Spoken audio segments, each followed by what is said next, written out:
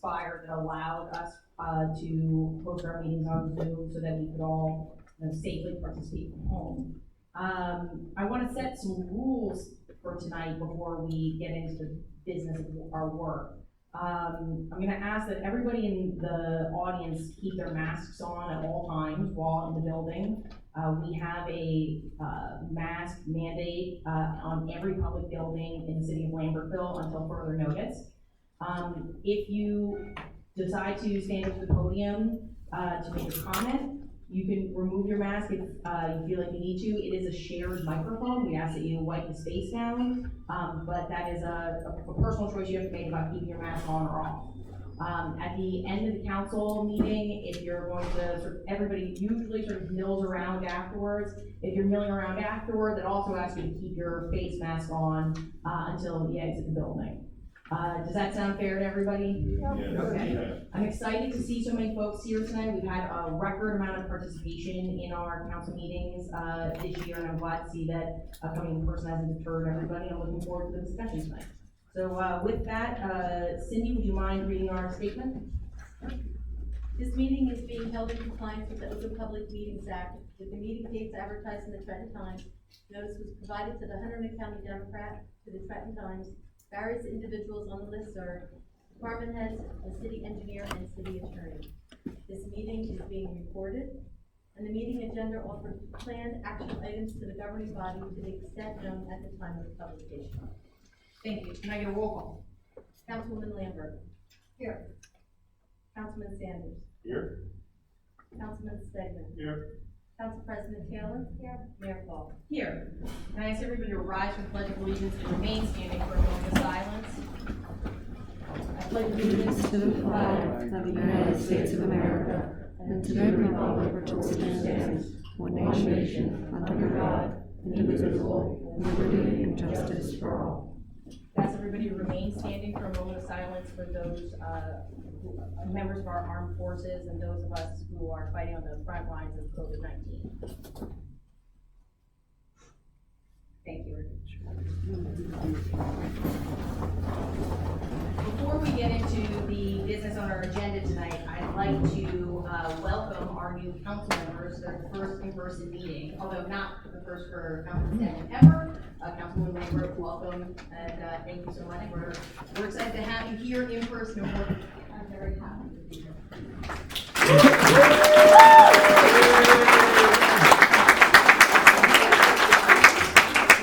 You made my mom happy. All right, so we've got quite a few things on our agenda this evening. The first is the police site redevelopment conversation.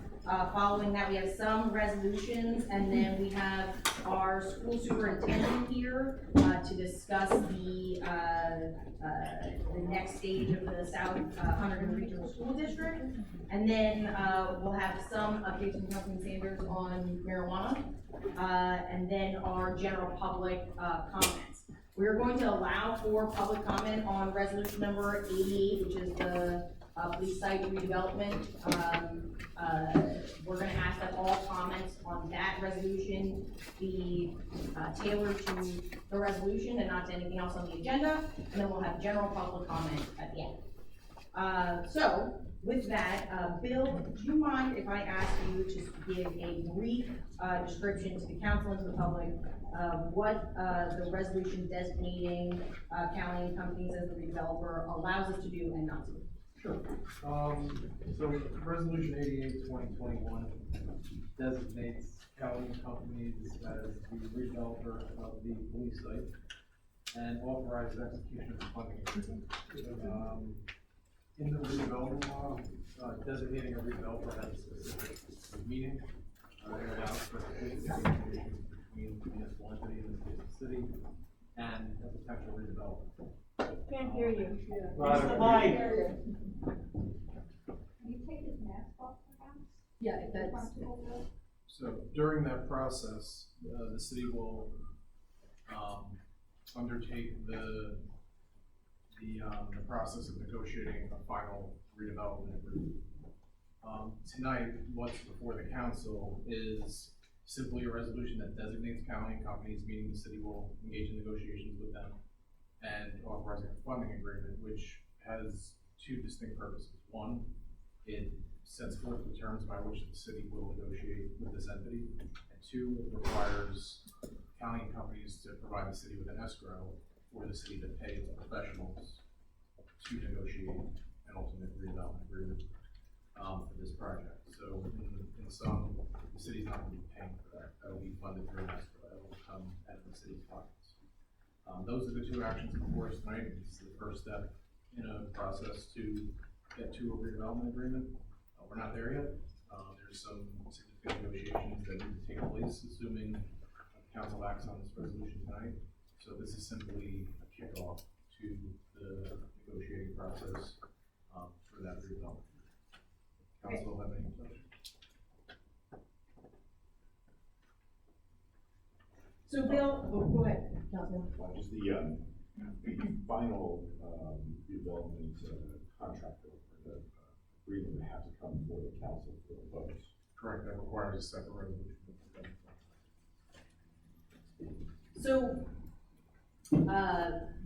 to sort of sum up what Bill has given to us tonight, we have been approached by Cali and Company. We put together an RFP, which was very specific to the community's design vetting process. So we put that design vetting process out to the public and requested proposals. Cali and Company responded to that request for proposals. And in order for us to get the final, any final information, for instance, what the final sale price of the site would be, what any incentives may be required, what their timeline is, any of the stuff that's going to come up in terms of questions for the city, we can't discuss those until this council takes action to allow us to go into negotiations with these folks as a developer. So this is just a step for us to garner as much information as possible prior to then their final proposal, the redevelopment agreement, coming forward to this council and then being presented with sort of those final questions answered. I want to talk briefly. We're sort of, we've been talking about this concept since, shockingly, January of 2020, so for quite a while. But what the next steps are, I want to make sure that the public is really clear. The idea will be to, if we move forward on approving the funding agreement and designate the redeveloper tonight, the next thing that we'll do is confirm that we can work within that timeline so that we continue to be compliant with our affordable housing agreement. And then we'll work to continue to do due diligence, research on the developer themselves as we also begin those negotiations. During that time, we'll be looking for the final various options that we have for where we should move the police department.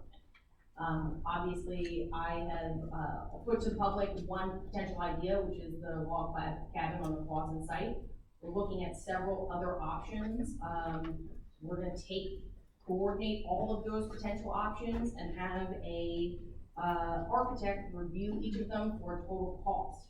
That's not just the cost of what the redevelopment or rebuild would be for the police station, but any temporary housing that we would have to do for the police station if we had to move them temporarily, what the timelines would be, the cost-benefit analysis for us in terms of our legal fees, and to really give a full sense of what each of these 2 to 3 options, how viable they are, and how expensive they are. Once we've done that, I expect to have an executive session to review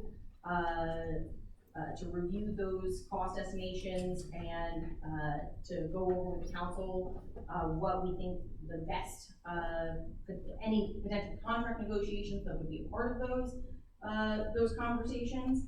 And then on August 10th, we would present, or that week of August 10th, we would present to the public those findings and have a public discussion where we grade all of those options. So we're not making any decision on finalizing the move of the police station until we have all of those costs available not only to the council, but that are available for review for the public. I would state here, and I think you're gonna hear this from every member of council as well, that, no final agreement on no final vote on the redevelopment agreement will happen for the police site until we have had a public discussion about cost. But we can't do that public discussion about cost until we have all the information, which includes what the sale price of the site is going to be. We had an initial sale price, offer, but we can't negotiate for a better offer until we, get approval for negotiations. Finally, we will be introducing, the redevelopment agreement resolution, I think, in August, depending on the discussion from the public. So that's what we're gonna be doing this summer. We're gonna be talking about how much it's going to cost to move the police, getting those numbers finalized, and then presenting them to the public before we make any final decisions. Are there any comments or questions from council regarding that timeline? Okay. Are there any other recommendations from council on how we could further, provide information to the public or garner further input?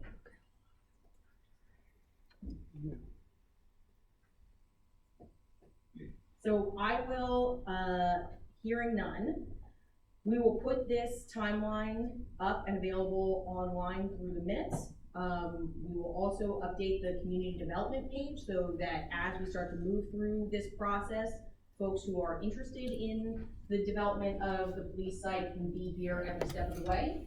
And then we will make sure that we're sending out, we have an intention to send out a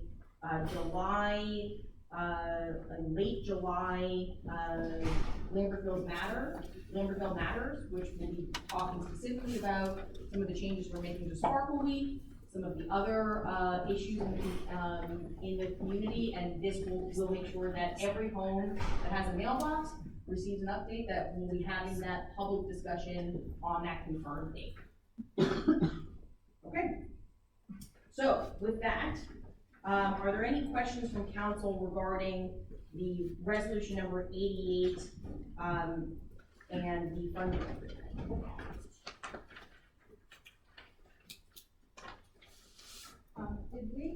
Did you get any further information about the developer, or is that something we're able to discuss at this point? We are at liberty to discuss it, and I apologize. I had a conversation. I was waiting for. So there was an issue, concern that a citizen brought to us about there being a lawsuit in Lawrence.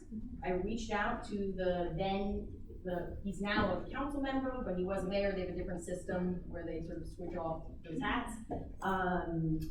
Right after our meeting on Tuesday, he had no recollection of there being any issue with County and Company, and said that they were reasonable to work with. I sent him the article, and he said that he would follow up with their legal team at the time. He came back and said there was really nothing to report. So is this individual, serving in a governing position during that? Yes, he was the mayor during that. Because I did hear something anecdotally, okay, so I don't have any personal information, but I did hear something that would have been, I think, through their engineer, the township engineer, that they built one building and stopped responding.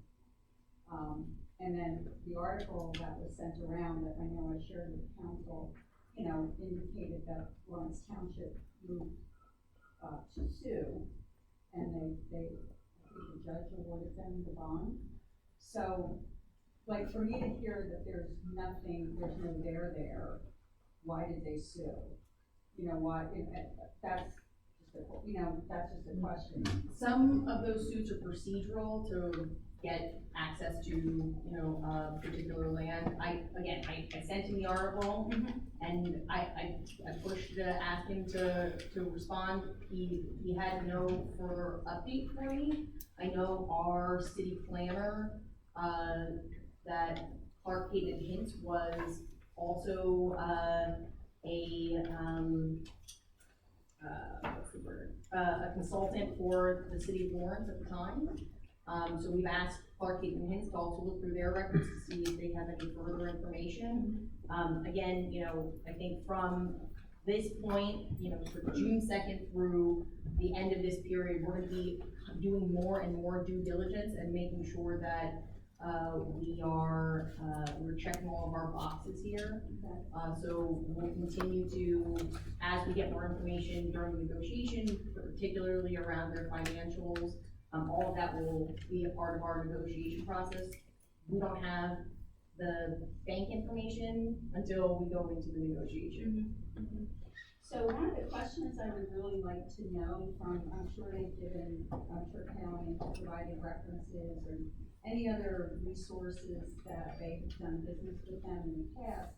One of the questions is kind of a standard interview question, like when you're gonna hire somebody, you go to their former employer and you say, would you hire this person again? So the question would be, you know, would you do business with this organization again? That's, I think, a really important question to ask. Each of the individuals, and you know, sometimes people don't really want to be too candid, and I understand that, but I think we have to be really good listeners and kind of, you know, try to find if there's an answer that sounds a little, I don't know, you have to use your judgment, so that's all I would ask. I spoke to the planner and the mayor in Red Bank regarding, they have a recent project very similar, 24 units. They had retail space in the bottom, right in the center of a secondary commercial district. So a very, very similar project. And they did say that they were reasonable to work with and would work with them again. But I'm happy to continue, as I said, between June and the end of July, working through any other potential concerns or complaints to try and ferret out any concerns.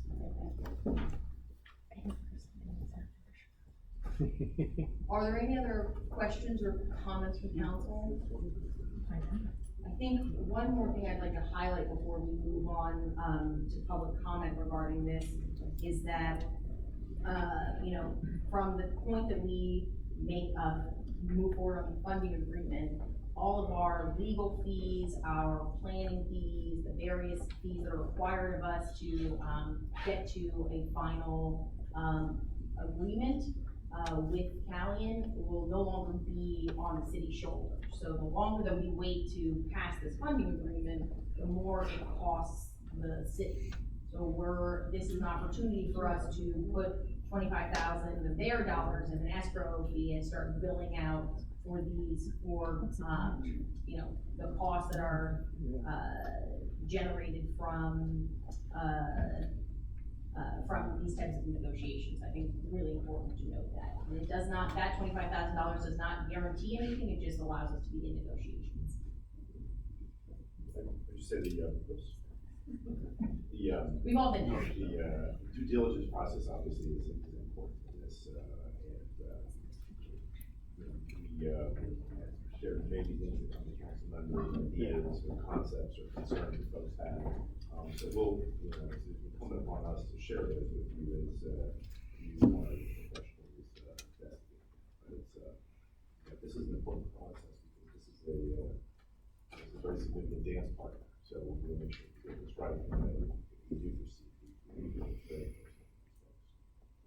Well, and just like Councilwoman Lambert said, right, this is an interview for both of us, right? It's an interview for the developer as well as an interview for us, and we're gonna be paying really close attention to what the process looks like for them in the coming days and months, because, you know, if we start to see red flags and they're not good to work with, we're going to, you know, that may change the way that we engage with these folks moving forward.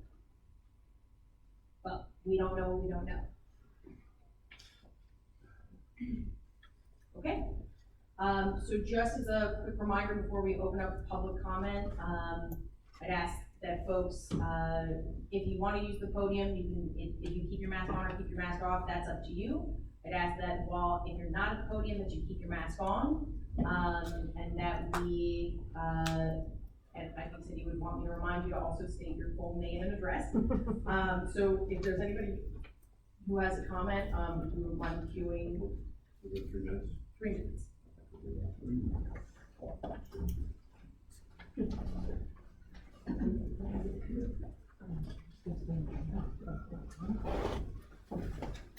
my name is Tom Schwartz, and I live at 69 South Union.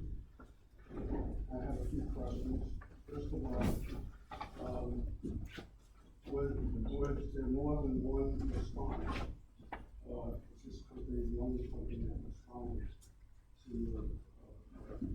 Yes. Second question is, having, my prior life overseeing 2 police departments. One where we looked to move it, decided not to because it was so expensive. And 2, where we had to move it, and it's about, it was a similar size, 15 police officers. Because of the extraordinary requirements, this is the north that I've seen, there's not particular. The cost into an existing space was $45 million. I checked the police chief last night. There are all sorts of requirements that you can imagine. So, you mentioned that you are going to have architects look at potential costs. I would assume implicit in that is that these are architects who have dealt with police stations, not, just good architects, but there's a specific, number one. And number 2, that no determination will be made with respect to the redevelopment until you have all of that information with respect to the police station, as you said. But my question then is the funding agreement going to cover the cost of the analysis of the police station? No. So that's gonna have to be out of pocket before you know whether you want to do this deal or have to do this deal. I mean, I have to figure it out. But you understand my question. Can I respond? Yeah, I hope you will. So, we've already appointed, HMR architects. They are municipal architects. We did an RFP where we had multiple, interested parties that had all done specific municipal work around police departments, municipal buildings, et cetera, et cetera. So yes, we have found somebody who really understands the code, and that code analysis is a part of the overall cost structure, and for the final cost benefit analysis that will be presented to the public. And before you make that decision, those 2 decisions will be publicly aired and people have an opportunity to comment. The decision about where what options the police, can I just restate your question, because I'm a little confused? The decision about what options that we have and what we're studying will be made by the council, and then we'll present those options to the public, at that meeting prior to finalizing a redevelopment.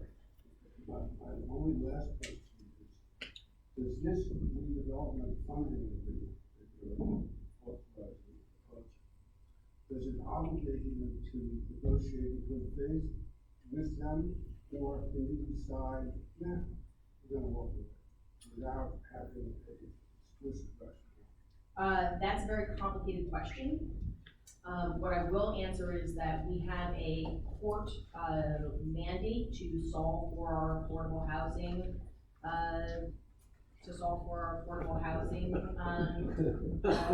number, and that we have a very explicit timeline for that, and before we sort of throw our hands up and say, I'm not feeling it, that has to be sort of taken into account, but, So Bill. presumably, the other side knows that.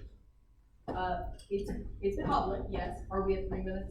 I think we can answer this though. Bill, can you answer the question about what are, just without the affordable housing component, because this is a complicated issue here, can you answer So what our rights are to decide not to appoint, not to pass the redevelopment. Yes, the funding agreement is for a limited period of time, it's for 60 days. Yeah, but during that period of time, if you know, as lawyers do, just have a gut feeling, this is not where your client should be going, and you walk away, or do you have to lay out explicit reasons why you were walking away? There's nothing in the funding agreement, I don't have it in front of me, but there's nothing in the funding agreement that obligates us to move forward. Implicit in any contract is, you know, the obligations of both parties to operate in good faith. So I would imagine that both sides are going to operate in good faith, but at the end of the 60 days, if there's not a deal to be had, then the agreement expires. Thank you. Thank you.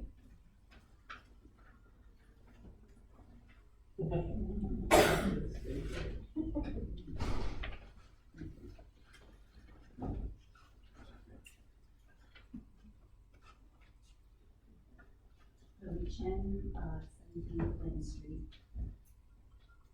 Just like to make some statements and have some questions. Louder.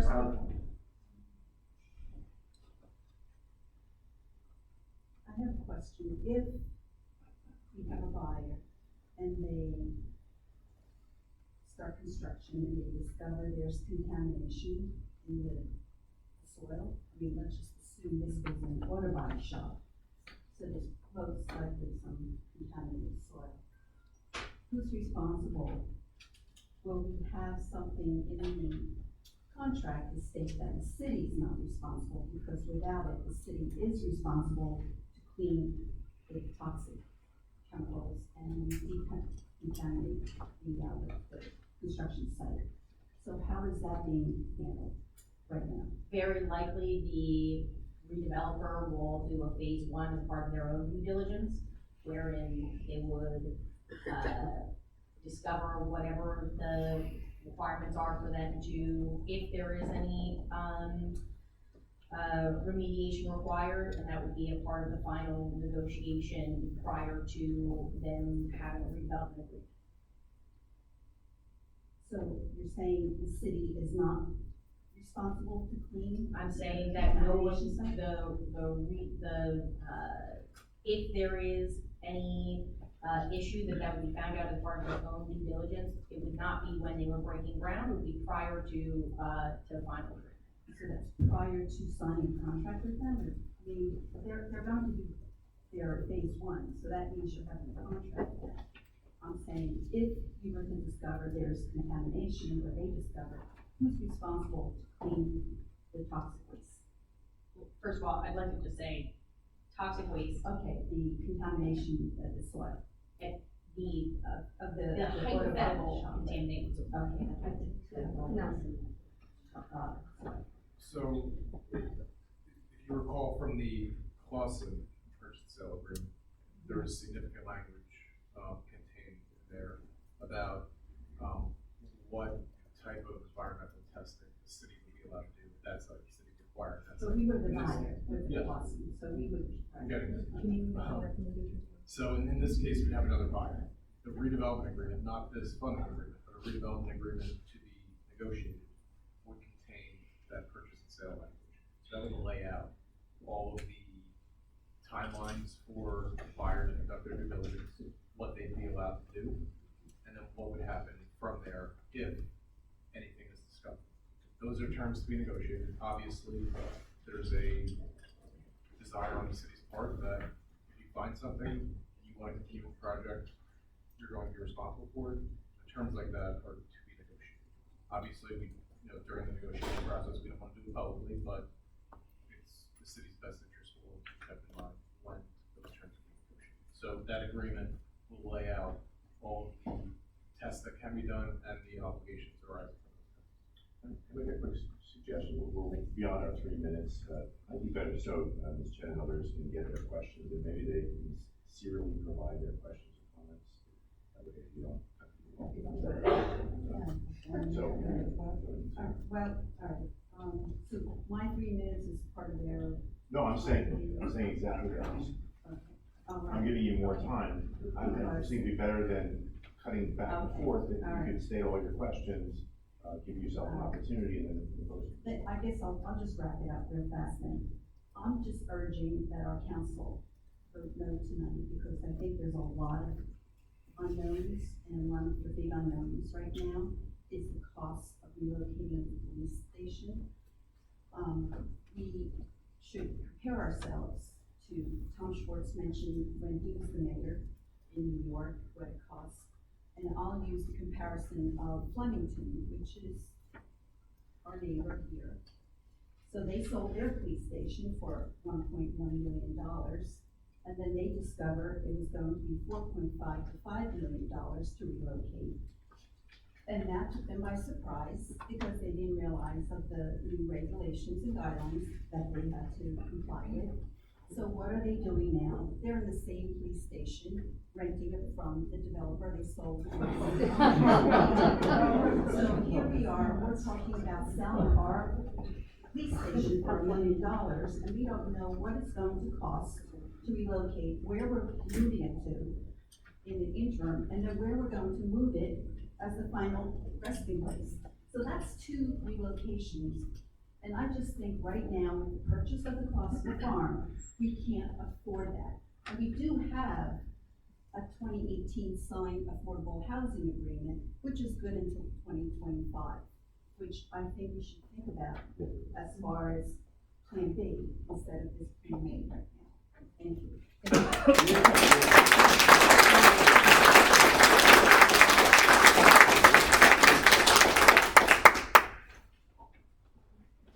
The mic's just at my height. Alicia Lerman, 101 East Blair Track. I had the opportunity to review the proposal from Keelan, so thank you for posting that.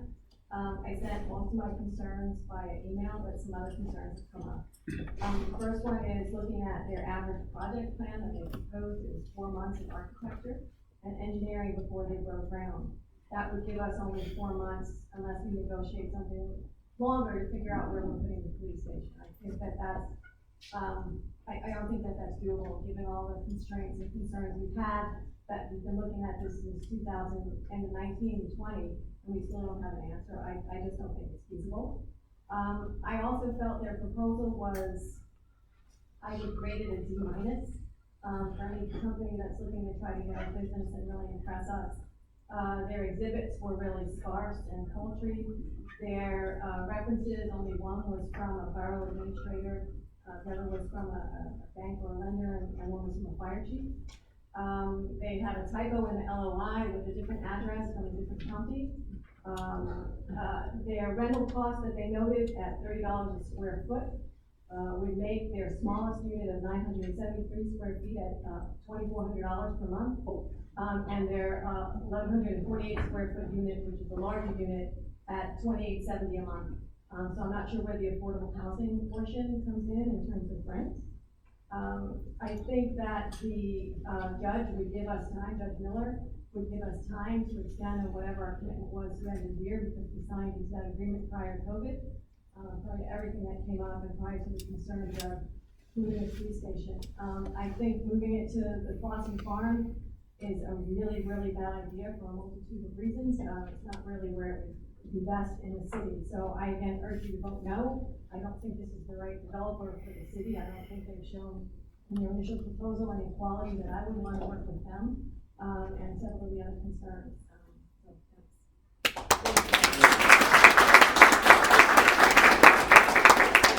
I'll just make one brief comment here that the 5 units that are designated for affordable housing, those prices are locked by our COA agreement. So the other units, the $30 square foot unit cost that you quoted here wouldn't be, the 5 units would be exempt from those costs.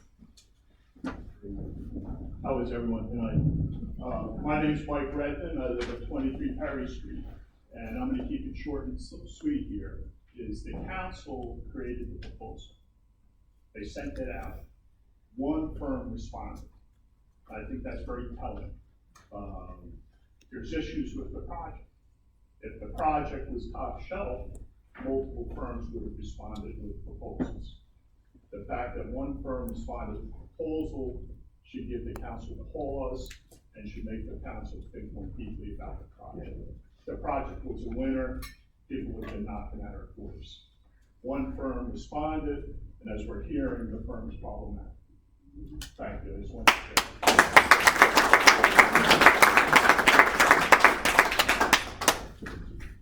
Hi, I'm Sue Bell, I live at 407 Surgeon Drive. I just wanted to say first, thank you for seeing everybody. It's been a really long year, and it's great to see.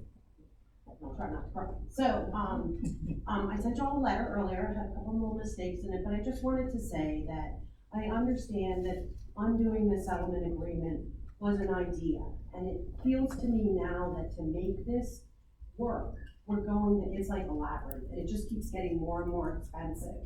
And I just think sometimes we have to say, maybe it wasn't a good idea, or maybe it doesn't work. No one's at fault. I think we're just spending good money after bad. It's disappointing that we would get $1 million for a property that would cost us several $1 million to replace. And I just think it's really important that we can take a breath and say, maybe it just doesn't work. I think if nothing over the last year, it's important that we put values on not like being right or any of this, that we just come together and say, maybe it just doesn't work for us. Okay, but I also have two other little comments. One is, I thought it was only $10,000 in the escrow agreement. Maybe I misread it.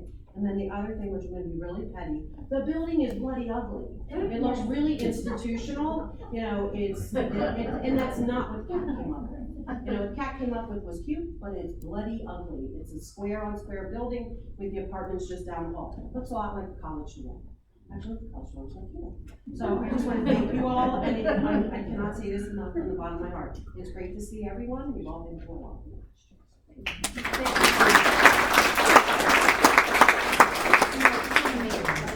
First of all, I agree with you, it has been a long year, and I appreciate everybody being here, as well. Just two quick things, the first is, we are right, it's $25,000, if it gets to $10,000, they have to re-up to $25,000 escrow. The second is that the final design will also be a part of the negotiation. This is just the first round for, and we intend to hold folks, feet to the fire about getting as close to the community advisory team's work on the community design. We did a lot of work with the community to get input on this building, and we want to make sure that we get the most out of that process as possible. The final thing is, I want to really strongly agree with you here that this is an opportunity for us to take a step back, get all the information, and if it turns out that this isn't a good idea, to say no. But right now, we don't know if it's not a good idea because we don't have all the information. And so what I propose tonight is a timeline to get all of the information, present it publicly, have the debate, really talk it out now that we know, when we know what the sale price is, when we know what the estimated tax revenue from the building would be, when we know what the cost for moving is, when we know what temporarily rehoming the police is going to be. When we have that information and we can present it all, then we can have a conversation about whether or not this is a good idea. And I think at that time, then if we can just get out of our camps for a minute, come together and get the information that we need, then we can decide as a community whether or not this is a good idea or not. But right now, we don't have the information. And so all I'm asking from council is to give us all the opportunity to get the information that we need to make a decision. Okay.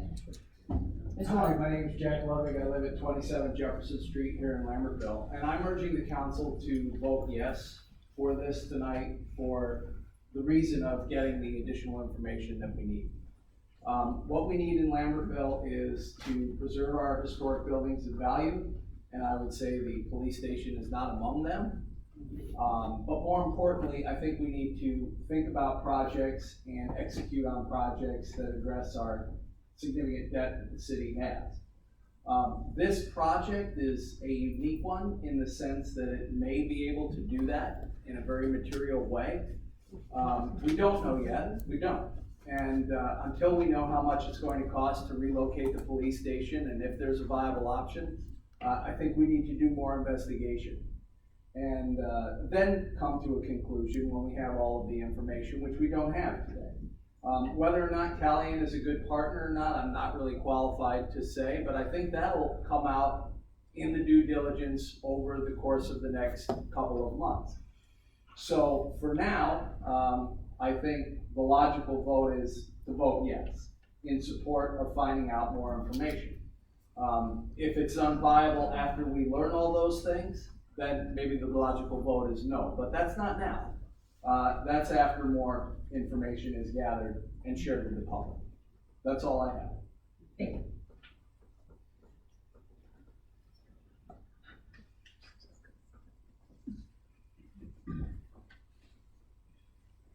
Good evening, hi, I'm Audrey Burns on 33 Ferry Street, and it's nice to see everybody in person. It's been a long year, and it's also been a year of change.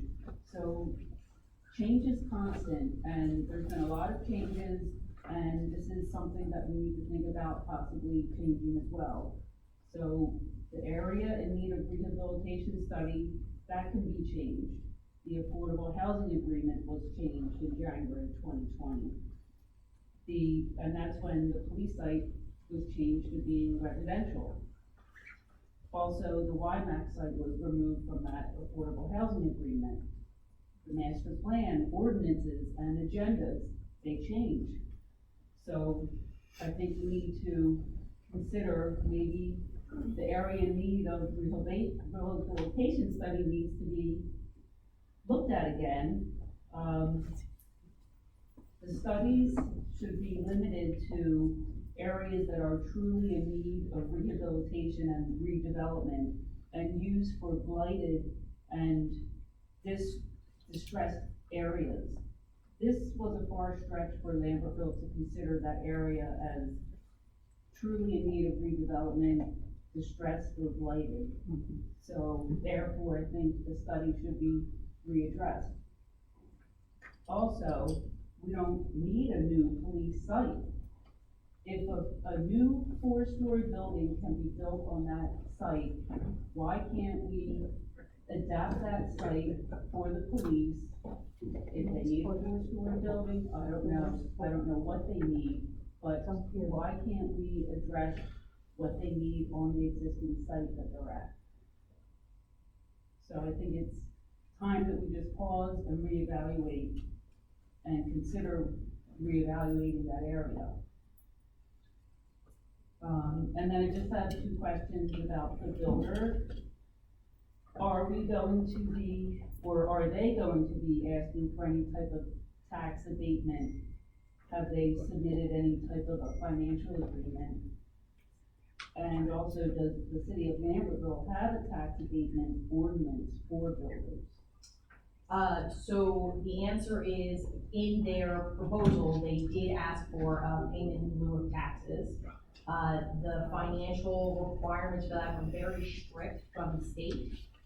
We can't request the financial information that you're asking for, right? That's a standard part of the pilot negotiation until we pass tonight's resolution.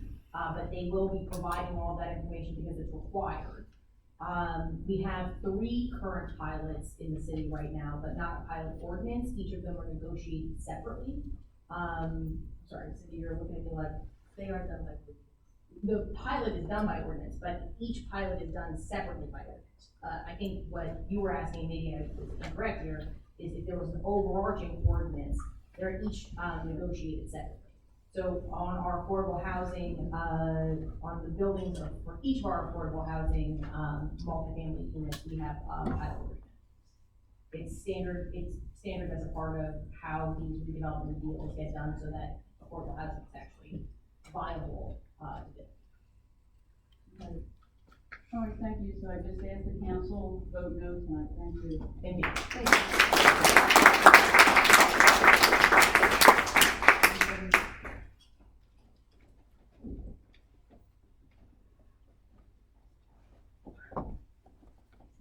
John Hancock, 99 Quarry Street, Lambertville, New Jersey. Took me 3 minutes to walk up here. When I first moved to Lambertville, And then prior to moving up here 50 years ago, I know I don't look it. The area in which Chuck's Auto Body was located, the current police station, was a snack stand with a sign that said Phil, not P-H-I-L, but rather Phil, and all the trucks from the, not all, but state, county, city, if you had some extra, you put it up and you dumped it there. And what we found when we were looking to question a new building for the municipal building, Mike Burns was looking at this site, and we were also questioning whether or not I would proceed with, trying to get the grant to restore City Hall as its current function right now. Mike did a study and came back with what Marie Warford and I knew. The soil there was, in his word, marshmallow, which meant it had to be taken down to 19 feet below the surface to bedrock and entirely removed. It would not support a municipal structure. Knowing this, I'm wondering why I'm standing here, because this is not a secret. As what they call imported soils, there's a high probability that they may contain items that the state and others consider to be eligible for removal. That removal is taking place within a short distance from our school. When you begin to open up the top of the asphalt, you're opening Pandora's box. There's an obligation that I was told in other projects as a historic preservation consultant, you open it, maybe you gotta talk about it because it's the right to know laws kick in. And some of those are federal.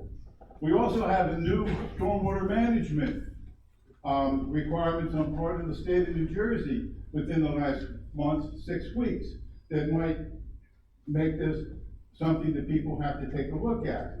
When we look at something as important as a police station, you want them there as quick as possible. And for the times that I've called the Lambertville police, they couldn't have gotten there any sooner. And we've been also very thankful for the service we received from them. To be able to do anything to extend or attenuate the circumstance of time is absolutely, totally unacceptable. And I think when we take a look at affordable housing, there's two parts of it. There's the reality and there's that part of other than us to say, listen, we gotta help the least of our brethren. No problem there. We have now the Hibernia Apartments is time to go. At any time, you're 3 minutes walking to it. Thank you, Ross the man. Listen, I think what we really have to do is tread lightly on this. I understand that the conflict that existed between the Academy Hill and the city may have been put aside for right now, as of April the 28th. And that it might be an opportunity under the new stormwater management to take a look at what we can put up there, work with Mayor Wilson and his crew, or whoever is up there, and then say to the judge, that's it, you can't get blood out of a turnip. Thank you.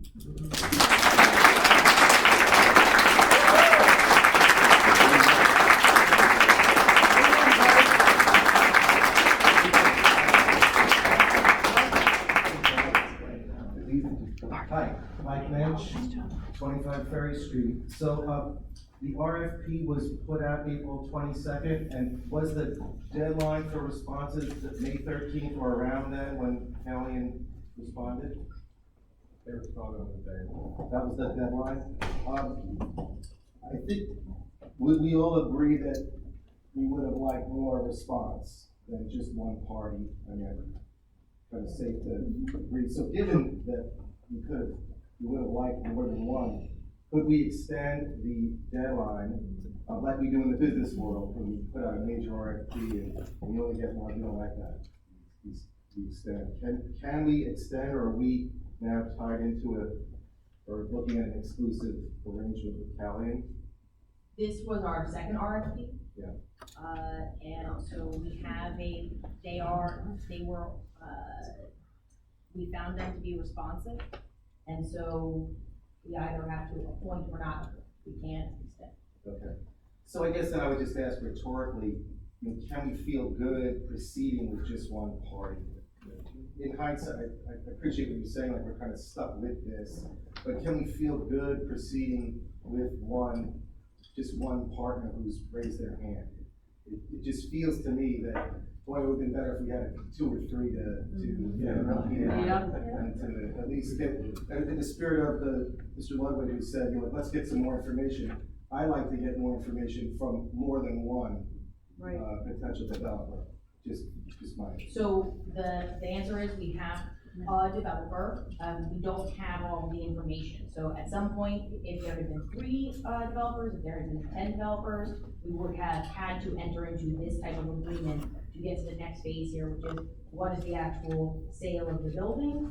What is the estimated tax assessment on that potential new building? What is the potential agreement? All of that stuff, you only get one. You only can bring one roll of the One at a time. So if I still have enough time, so if this falls through, then we have to start again with another RFP. That's correct. Okay. Thank you. Thank you.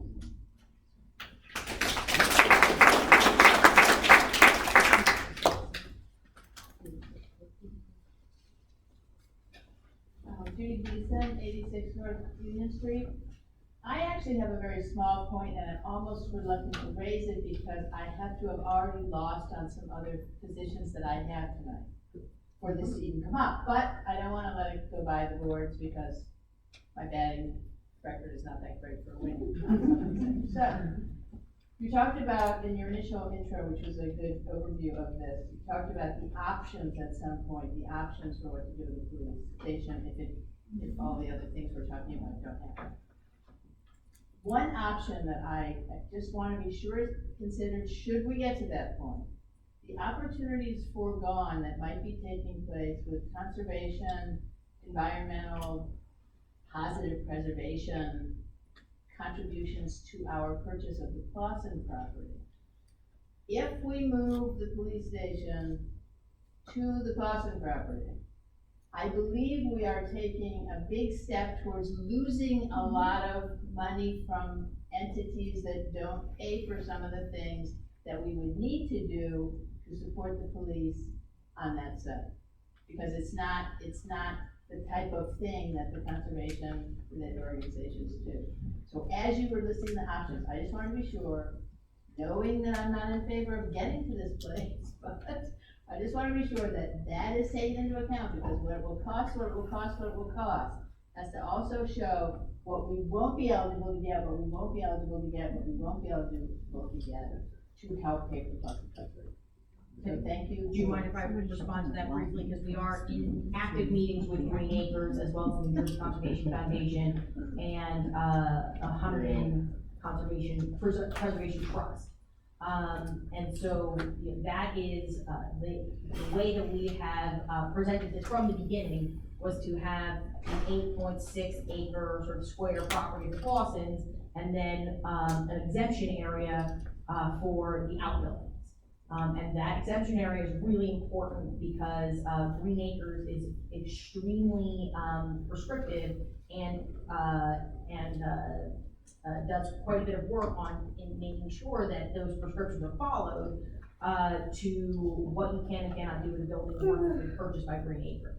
And Green Acres and the State Historic Trust both feel very strongly that they do not want to see the historic barns or the historic building in the Green Acres zone, right? Because it would limit those uses so significantly that they don't think that other organizations or not-for-profits would take them on to preserve them, which is what we want to see happen, right?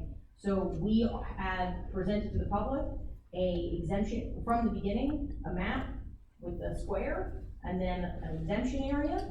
How that exemption area gets negotiated, we're working with Green Acres actively on right now.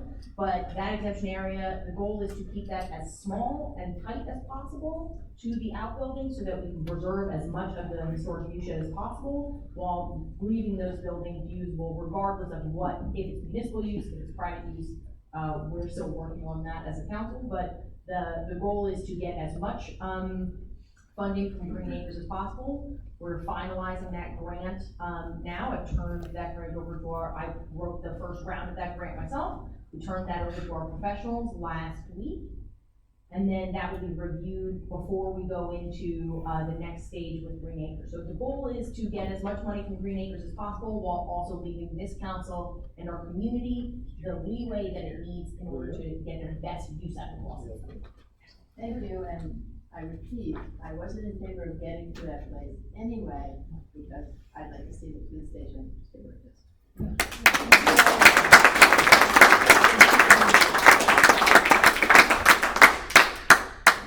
Good evening, folks. Good evening, council, mayor. Hi, everybody. Evan Straley, 57 Buttonwood Street. I'm not here necessarily to comment on just the police site, though my question and concern, I think, is very related. At a time in which we're in such dire financial straits, and our local school district is about to ask us for a whole bunch of money. Superintendent Suzo, for whom I've worked for throughout this year as a member of the public school faculty, is utterly professional and competent. I would trust no one else to make that move. But I'm very concerned about the use of pilot programs, because I think about what happened in Philadelphia and how they have all those beautiful new condos in Fishtown, and a school district that's been in the complete tubes for the past decade. Collingswood has had a similar situation, if you followed that, with the pilot. So my concern is, if the project moves forward, is there any way, because perhaps I'm undereducated or I'm underinformed, is there any way that the city can earmark a specific percentage of that pilot money to go back into the school payments that we make in our property taxes? Because as someone who works within that school, that's seen it firsthand, who's been there since 2014, I mean, you can't get a wheelchair through it. That has to change immediately. And that's a whole separate issue, of course, from city business. But there's a relationship between those interests. So I'm just wondering what the council thinks, and what you think, Mayor Paul, as far as working with the developer in tweaking a pilot agreement in the best interest of the city. Because I think too, as far as I know, and again, perhaps I'm wrong, but I think that as mayor, you would have sole power or a lot of discretion. Again, you know better than I am, I'm not there, to shape that agreement, because as I've understood it, pilots can be kind of finicky and wishy-washy. And I was actually really intrigued because there are some going on in the city, and that makes me want to learn more about this subject too. So my question was just really, if implementing a pilot agreement, is there some way that we can guarantee that funding for our educational institution, which is a huge attractor and draw for people coming in, could be preserved? I really appreciate the question. You know, I think pilots are they're a watchword for some folks in every community. The answer is that each pilot is, I think you used the word wishy-washy, I would say they're individual, they're thumbprints, Sure. Right? Every one of them has to be negotiated. I don't have the power to tell you, I can't look into a crystal ball until I can get into the negotiation room. Sure.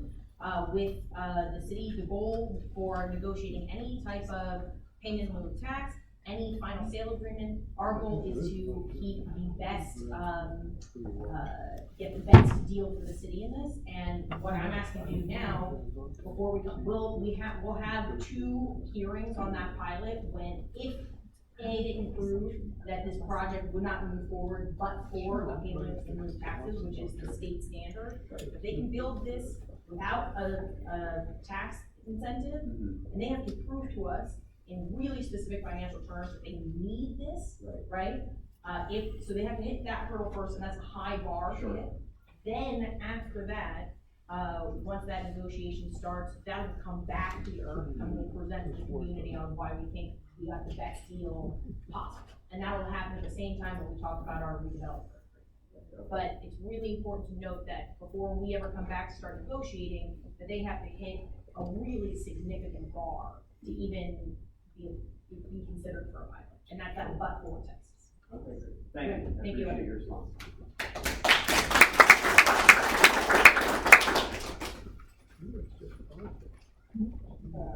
Colin Quinn, 265 North Main. I've got 2 fairly specific questions, and 2 prepared answers as well. The timeline, and you may have covered this earlier, but the timeline for this plan, along with the timeline for any plan to move the police station. Is it the case that any sale of the current police property will not be finalized until there's a concrete plan for the police station that has been decided? Or are we, what concerns me is the risk that we will end up having to move the police station with no consensus on how that's done, and ultimately find ourselves backed into a corner at some point 6 months or 12 months down the line. The second question is the proposal specifically talks about 24 units. Is that a hard limit? That was the number mentioned in the affordable housing plan that we go through. Is that a hard limit? And again, I ask that question because I've been kind of alarmed in the past by some of the larger numbers that were talking about. So, I'll answer your second question first because it's easy. The answer to your second question is, the redevelopment, plan that was passed by both the planning board and this council, allowed for 23 units. Their proposal was 24 units because of the shape of the building. It's hard to get an odd number of units. That'll be part of the negotiation. If they decide to move forward with 24 units, they will have to ask for a variance on the zoning that was finalized by the redevelopment plan that we passed in December? That we passed sometime at the beginning or end of last year. And so, you know, from where we stand on the negotiation side, it is a strict 23 units. So that's the first question. The second question is, the second answer to your question is, hold on, I'm sorry, I forgot the question. Oh, the timeline question. Yes, so we've made a commitment, since January of 2020, that we would not, finalize an agreement to move the police station until we had a plan, a finalized plan for the, where the police would ultimately be home. And that if that requires temporary movement, whatever. So. Right, but I was specifically talking about the timeline of the sale of the property. So in other words, simply are we going to sell the property? Are we in danger of selling the property without a firm plan? I don't think that anyone on this council would feel comfortable moving forward with a finalized sale without. I won't speak for everybody, but that's from our initial conversations, the conversations over the last 2 years with the public, that will not.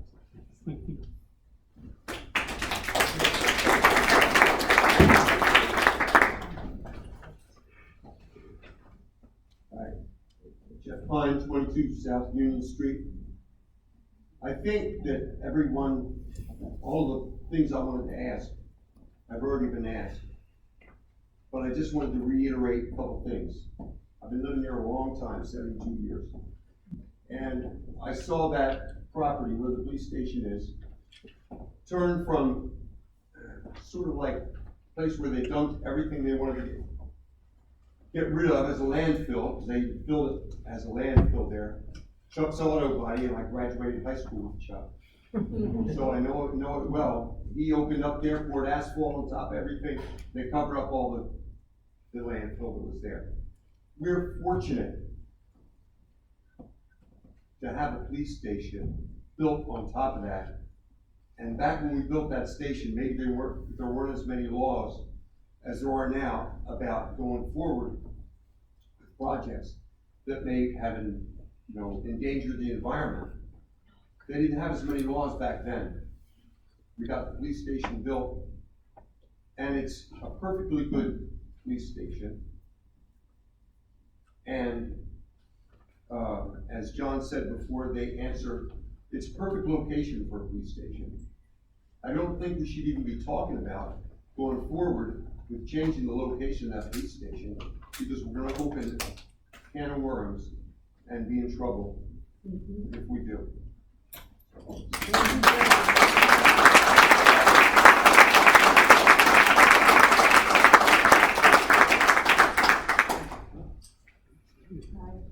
Sandy Hanna, 249 South Franklin. Just to follow up to something he said, and it's a question. Let's say we don't move forward with agreeing for a builder to come in, and we've now done something where we reveal that is a problem environmentally with that location. Are we not then responsible for cleaning it up? Because I think it's like a Pandora's box, as he said. Once it's revealed, once you get in there and do that, then as a township, as a town, city, we're gonna be responsible, and that really needs to be looked at. Thank you.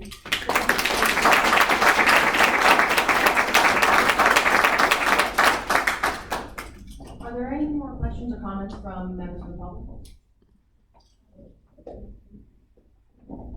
My name's Kelly Waldo, 204 Lambertville Avenue.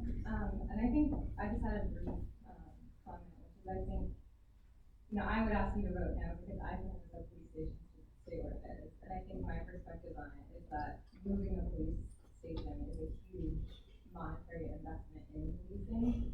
And I think, I've been attending human rights council meetings, and, I know there's been some recommendations about, thinking about policing in Lambertville. But my sense from those conversations is that this is such a complex issue and that it's going to be an ongoing conversation. And I think, like the ideas coming out of the uprisings from the summer are really asking us to think about, using the funds that we spend on policing in other ways, in other ways of earning, resources that the city could provide. And I think just one thing I would ask you to think about is just that this is a huge financial, reinvestment in policing. So I just hope that that's part of the thought process. Thank you.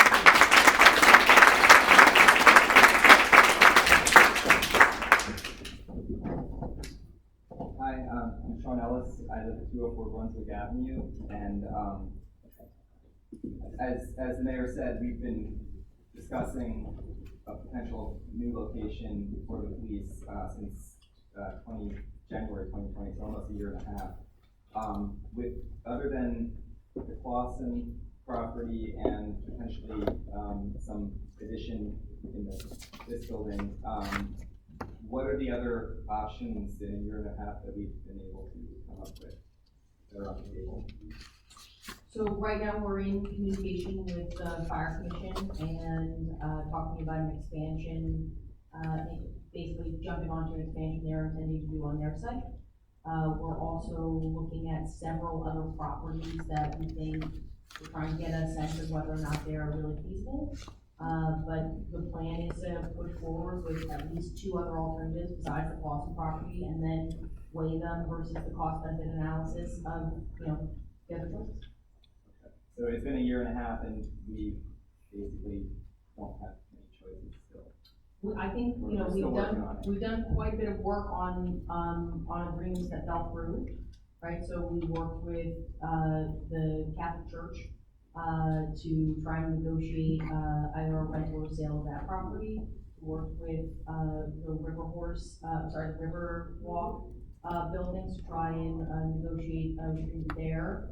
We worked with the CDS property to look at them. We're also in ongoing conversations with David Brago. So we've done a really extensive, in the last year and a half with costing the city, the residents almost nothing, but doing quite a bit of back work on that site. So, and I feel confident we're going to be able to offer more than one potential serious viable option to the community, but I can't do that unless we have the full funding, so we have all the numbers, right?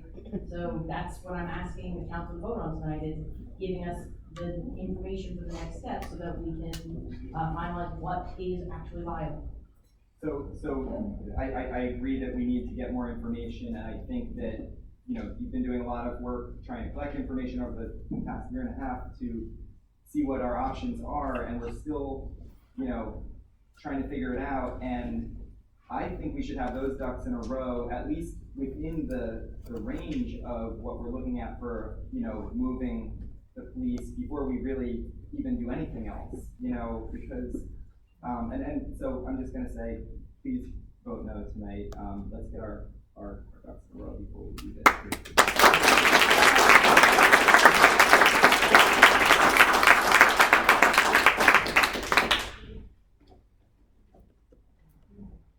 And my name is Dave Bird, 255 Brunswick Avenue in Lambertville. A couple things that I want to get just clarity on. One, you went out for a request for proposal twice, publicly advertised, and you got one response. All right, and there's absolutely no potential that if this, if the negotiation starts, that the contractor or the vendor is going to say, you didn't negotiate in good faith, and I put $200,000 in here, and I'm gonna sue you for that. Is there absolute guarantee that that could not happen?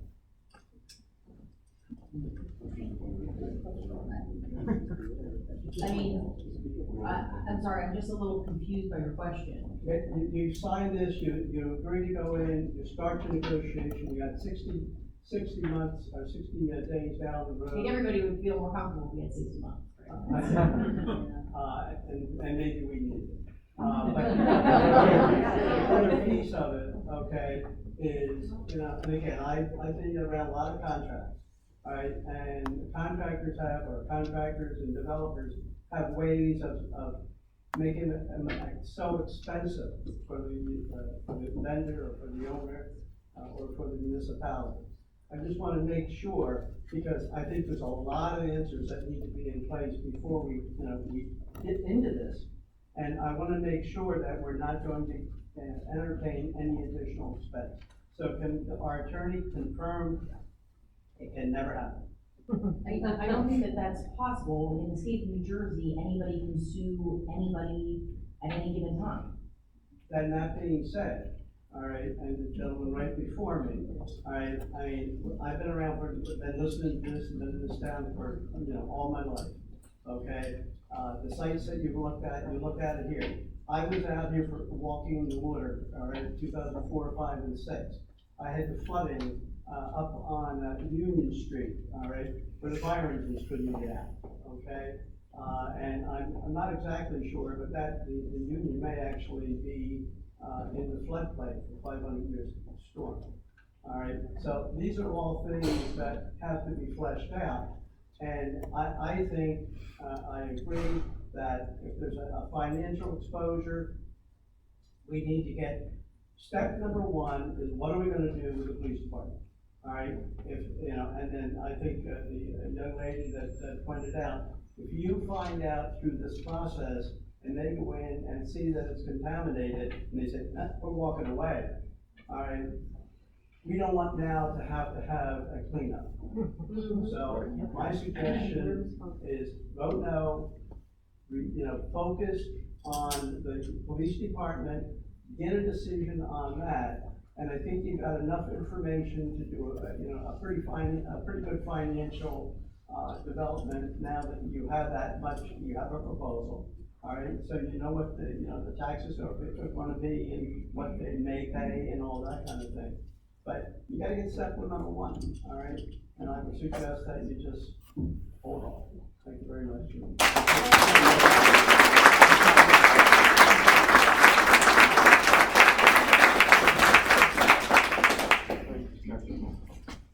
Hi, my name is Paul Benedetto, and I live on Northfield Court.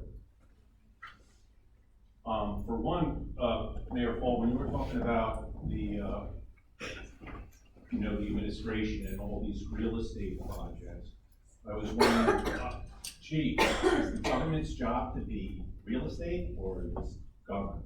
Okay, that's the first thing. And as we know, your administration is what is known in politics as a lame duck, and you're on your way out. So I urge all the people out there in positions of power who can to help from grassroots level to stonewall and delay until we get a new administration up in January, I assume. Probably when Mayor Del Vecchio, who has a history, as we've seen, if you look at the charts on Facebook, with the spending, of being more fiscally responsible. right? And, one, I don't see why the police need a new building. I'm old fashioned. I thought, cops hang out at donut shops and on the beat. I think they should be in their cars patrolling. And as I've said in earlier meetings, there should be fewer of them. You know, this is a democratic town. Did we hear didn't they just have a march last year? You were there, Mayor Paul. Right? And it was about, you know, they're all caught up in that hysteria of people. It was all about, you know, depolicing. And we do have, I believe, 9 to 10 people in the police department. And I brought up a town in upstate New York, similar to Lambertville, that had 0 police officers. They used the local sheriff. And so a great way for the town is to reduce our police force. Right? I don't think we need 10 policemen or 9 policemen. I don't think we need that many police cars. We're all not serial killers yet. We're all pretty much well paid. Right? So, and then we have generally a low crime rate, although Mayor Fall says we got a lot of domestic violence here. Says that. But either way, that should be worked out with maybe fisherman's marks or something. Either way, I urge everybody to stonewall. Try to postpone this as long as possible. Because you're obviously, since you're not running and more on lame duck, you obviously know you're not too popular from what's been going on here. I never saw. You're getting rude now. Yeah, rude. Okay, that's rude. I don't care. Dissing the I police. never saw Dave Delvecchio. Okay, hold on. So, I'll allow you to finish, Scope. I'll allow you to finish, True. thank you, Mr. Sanders. I would ask, regardless of what anybody's saying, nobody has been booed here tonight. I don't want any booing or any public ho-humming. Let the man finish, and then we can move on. well, I'm just saying, I remember the town hall meetings with Mayor Delvecchio, and he never caused this social uproar with irresponsible spending. And that's been, I think, part of your career, failed that it is. And I think that it's good to see you go. And I think I speak for most of the town, that we want our taxes down. We don't want any projects. We don't want a lot of stuff built. We don't want to run up debt. We expect responsible governance, because the role of government is to try to at least work with the people, respect the opinions of the people, and not run them up into debt. Right? And that's what you've been doing. Okay.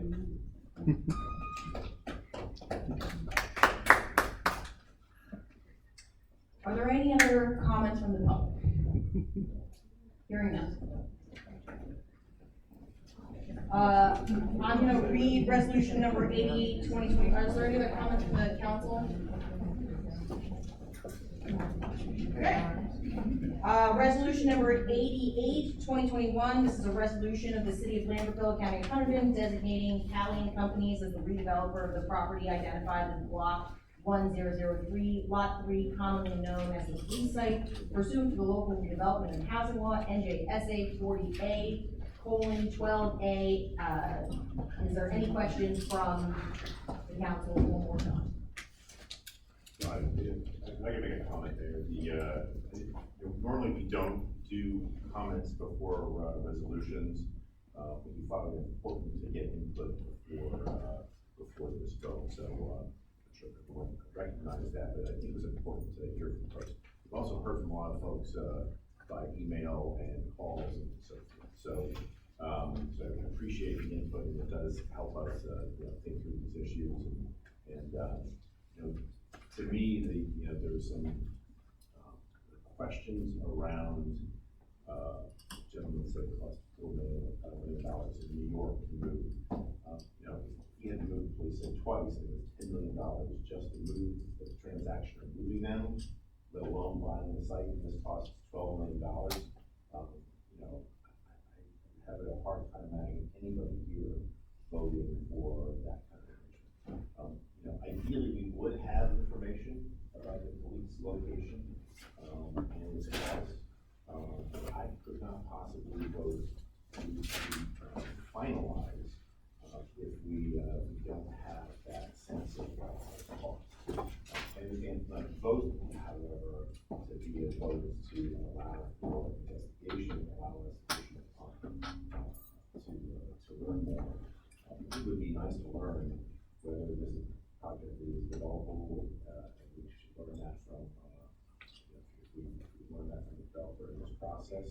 If we had that additional time to learn about the ability of, the viability of moving the police department in an economical fashion, that's not possible.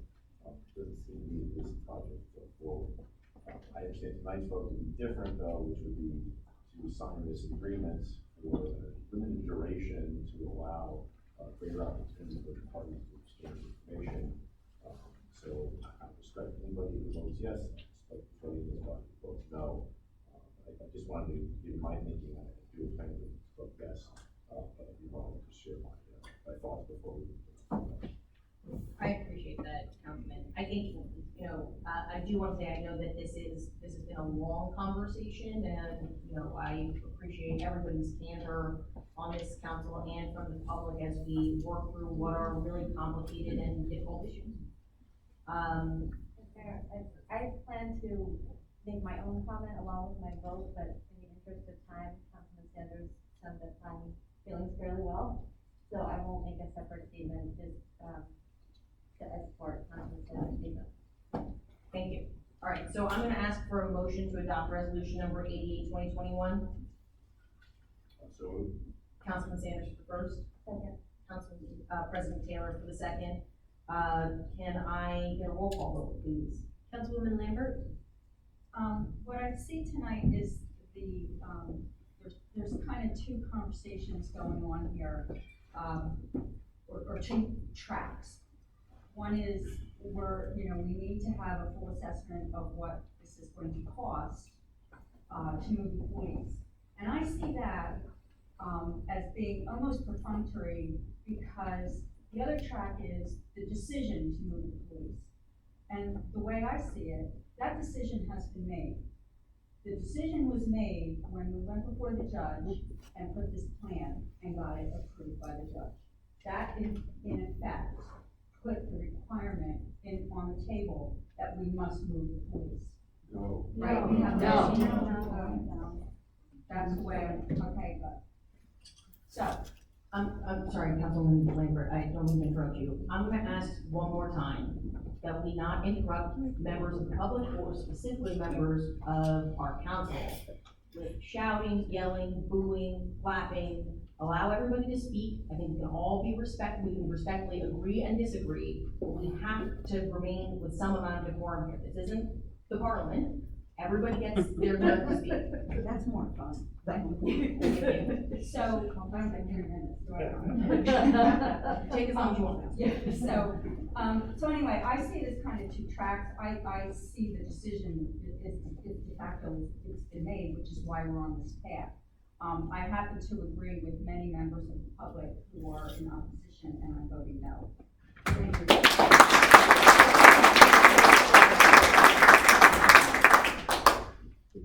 Councilman Sanders? Yes. Councilman Stegman? This is a extremely hard decision to make, and I don't want to preface it too long, but a lot of you people that are out there put me here, and Ben and I ran on not moving the police. And my gut tells me that I have responsibility to the city, but I also have responsibility to the people who put me here. And from the beginning of this process, I was not fond of doing what redeveloping the police site, because you hadn't moved the police. And I still feel that way. I respect all the work the mayor's done, at Cindy and the rest of the council, and countless volunteers who helped shape this, including the CAT. But fundamentally, I have to go with what I'm comfortable doing at this point for the city. And I'm well aware that my vote will not stop this. But I just wanted to go on record saying that I was not in favor of it. So it's no vote.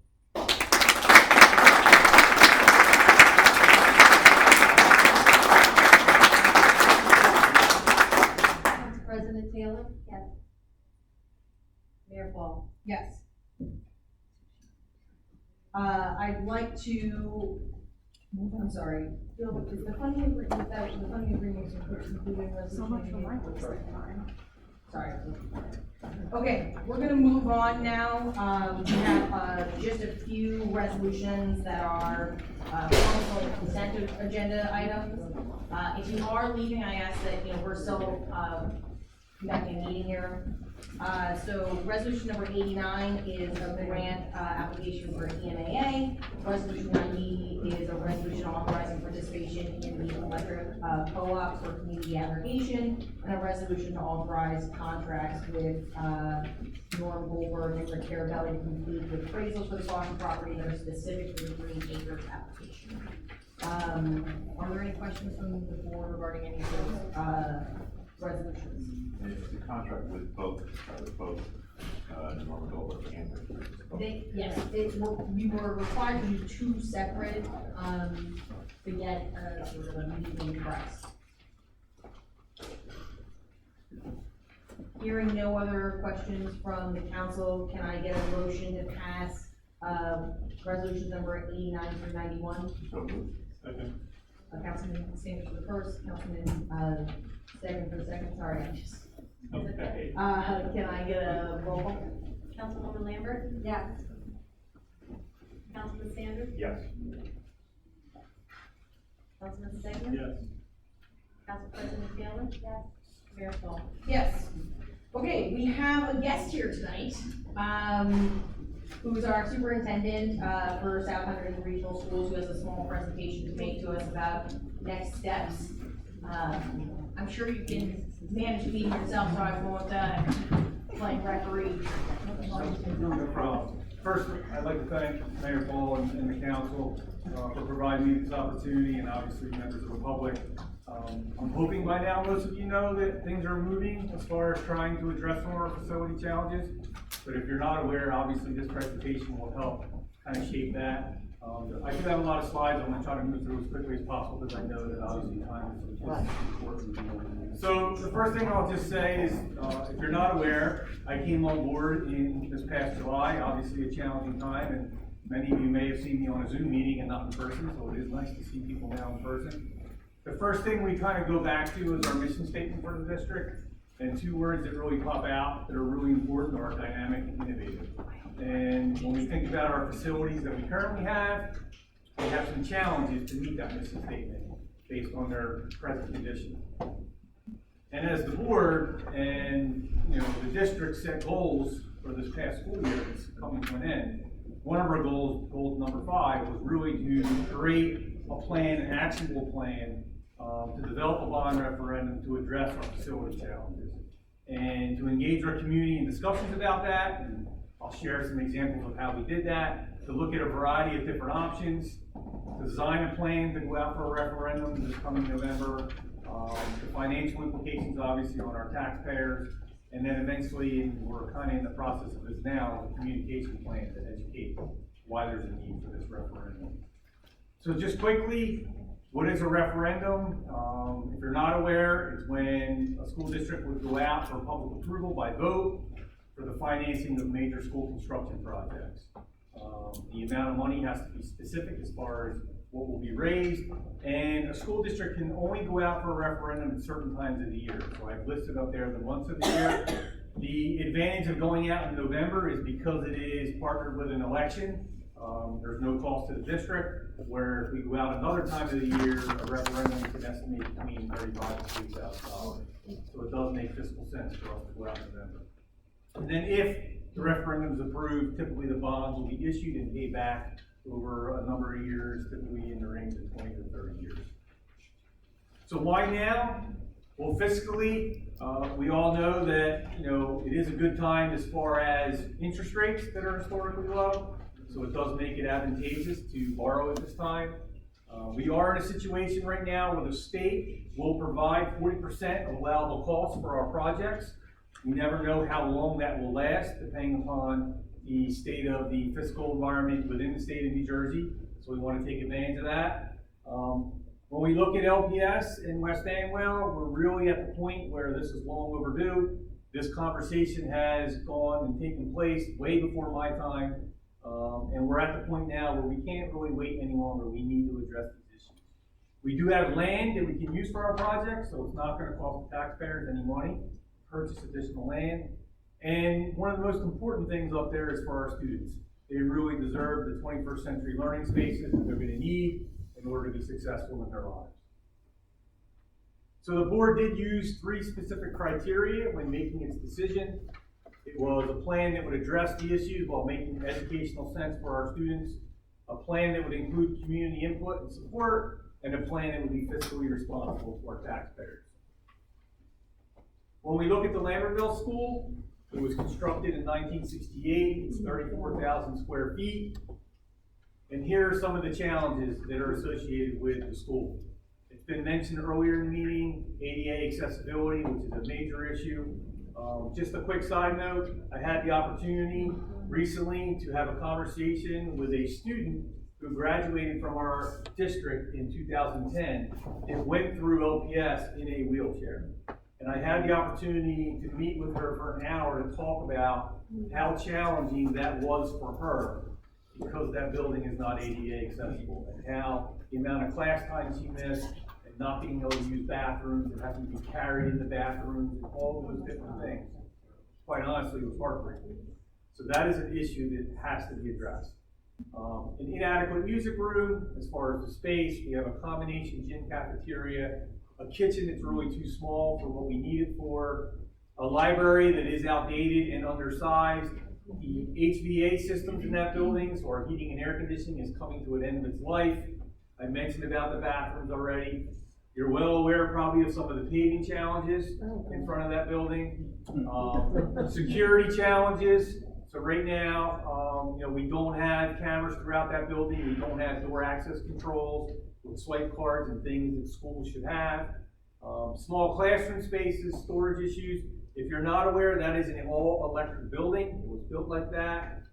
So obviously having it all electric is very inefficient and expensive, and then inadequate for some of the 21st century learning that we want to have. And this just kind of just shows an overview of the building and kind of points out some of the areas with ADA accessibility and some of the challenges, talking bathrooms, every classroom door, exterior doors, and all the challenges that go along with the building. Some other areas. Keep in mind, ADA accessibility has to be 36 inches. So all your doorways, even within a bathroom, the passageways between the sink and stall areas, you have to have 36 inches.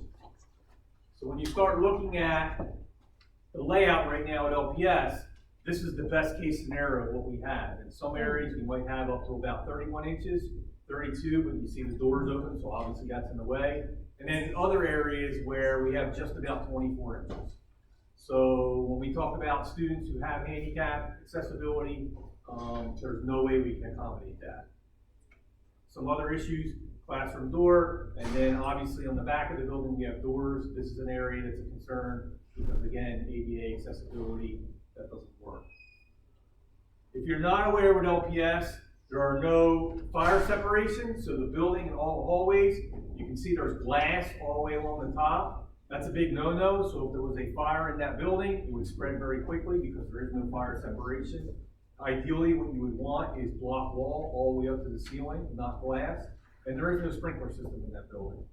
Again, obviously, if there was a fire, we would have an issue.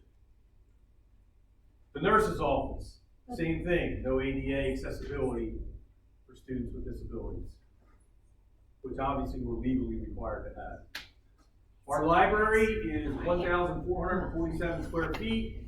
The state recommends for an elementary school that a library should be somewhere in the neighborhood of about 4,000 square feet.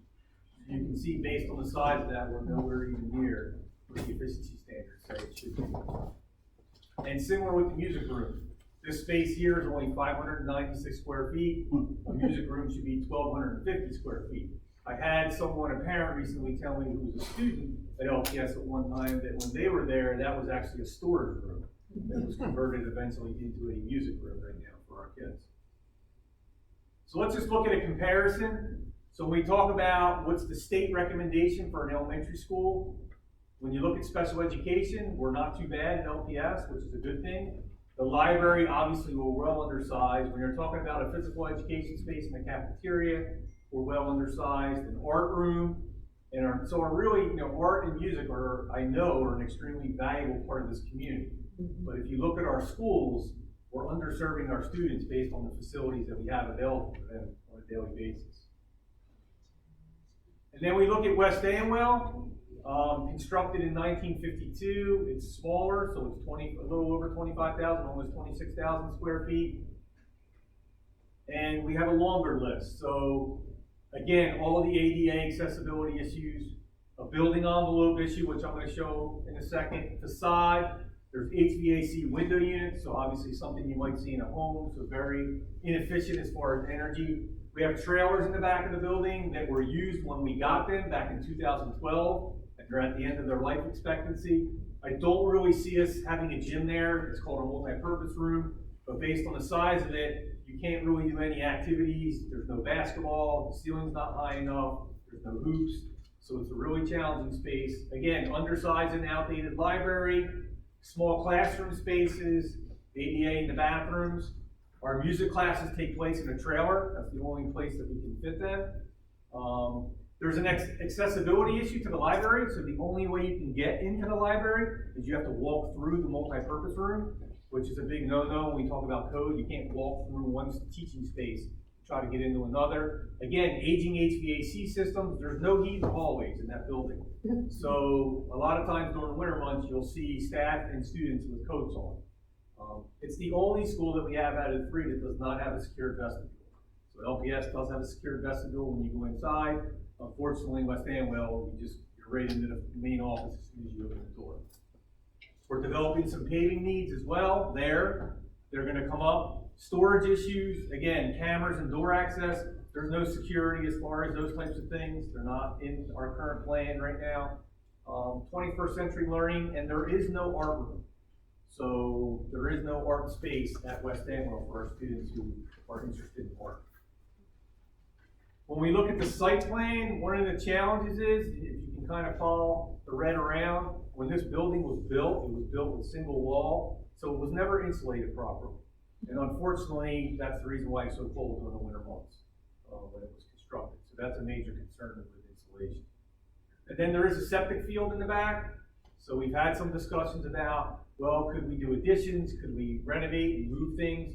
You can't build on top of the septic field. That septic field is also about 30 years old.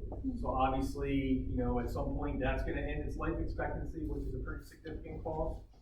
And then when we look at the facade, you see the trailers in the back, you see the window units with the air conditioning, which is a major challenge, and then some of the facade issues even in the front. And again, if you look at this, here's where the library is, again, so the only way to get through is to walk through this hallway, walk through the gym, or if you have to go outside to get into the space. And obviously, during certain times of the year, that's a challenging process. This is the multi-purpose space, so again, when you look at that, the square footage for that is 2,529. The state standards is 10,500. So there's not a lot that can happen, and obviously, especially in the last year during COVID, with social distancing, it really made the space almost unusable. Bathroom, so worse than LPS. So the best that we have is about 22 inches. And that's bathrooms inside the classroom, in the hallways, in the nurse's office. Special education is a premium at West Amwell. So right now, we only have one space for special education. So that means there's 4 special education classrooms going in one classroom. So this classroom is broken up into 4 different quads. So here's what I'll tell you, and I've done classroom observations in that room. When you have students with disabilities and challenges, and then you have 4 different classes all going on at the same time when they're trying to learn, it is a very difficult process for focus and being able to try to stay on task. But that's what we have because that's all the space that we have. And again, the library, 1,239 square feet, when the recommendation is being 4,000 square feet. And then our nurse's office again with ADA accessibility. So when we look at the state standards, look at the special education number. So the state recommends you should have 3,200 square feet, almost 3,300 square feet. And we right now have 320. So So what does that say about our special needs students? Obviously, we talked about the library, the physical education cafeteria space, because that does double as a cafeteria. There's no square footage for an art room. We don't have an art room. The music is about half the amount of space, and then faculty administration support, meaning the main office, teachers in those areas, we're under as far as efficiency goes as well. So what I want, and some of the things I've heard with some of the feedback is, this seems like the board's plan was kind of rushed, right? But what I want to do is kind of turn back the clock, because if you really look at the history, and please know, as I transitioned into the district last spring, I looked at all the history and every report that was done, and really traced back to when this kind of all started. We're really going back to 2014, when the regionalization process started. That's when the conversation started about, we need to do something with our facilities. And then in 2015, the Kissick Associates were hired to do a district-wide planning study, and they did that study and presented it in October 2015 that included a community advisory committee. And then they provided from that community findings in February 2016 with a follow-up report in 2017. And then the board continued to discuss options for several years. The board formed an ad hoc committee to further consider options and met with leaders of all the municipalities over the course of the year. And then in 2019, they hired another firm, USA Architects, to do another facility study and presented that report in 2019. So again, this has been talked about for a long, long time. Way before I got here, and now we're at the point where we need to do something. So when we talk about community input, I started this process in December with meeting with a lot of different small focus groups. You'll see from this chart that since December through March, I had 21 separate meetings with a variety of constituents. So whether it was public officials, it was PTO officers, our teachers union, my district parent council, representatives from Friends of Ely Park, recreation stakeholders, the education foundation, PTAs, the recreation department, board meetings. I had several open Zooms for anyone, community members, whoever, and then obviously board meetings in February and March to try to gain as much input as we possibly could during that process. And our plan evolved throughout that process based on community input. The other piece, hopefully you're well aware of, is that a postcard went out to every resident recently. Hopefully you received that for a survey. You can either take online or call my office, which we had a lot of people that called and spoke to my administrative assistant to give theirs over the phone. And we had 83 respondents to that survey, which is a really good number. Again, with a lot of different inputs. So here's the options we've considered. We considered, and this was early on, going with a pre-K-5 building right here on Ely Field in Lambertville, and moving the 6th grade to the middle school and the high school. And the estimated cost for that was about $24.5 million. And based on public input and feedback, there was a lot of concerns with that plan. There was a concern about the site, floodplain, issues in the past. There was concern about traffic. There was concern about moving our 6th graders to the middle school, high school, having 6th graders with juniors and seniors in the high school just didn't sit well with a lot of parents. So obviously there was some concerns with that plan. We talked about building a pre-K-6 Lambertville school, a new LPS, and a new West Amwell, just too expensive. All right, $36 million. We investigated looking at building a pre-K-8 school. Again, too expensive, estimated to be about $38 to $40 million. Purchase land for new school. So we looked at different options. There's limited options. We looked at there's the church on 518. It's for sale right now for $2.47 million. It's been sitting for about 5 years. There's the ESC school on Route 79.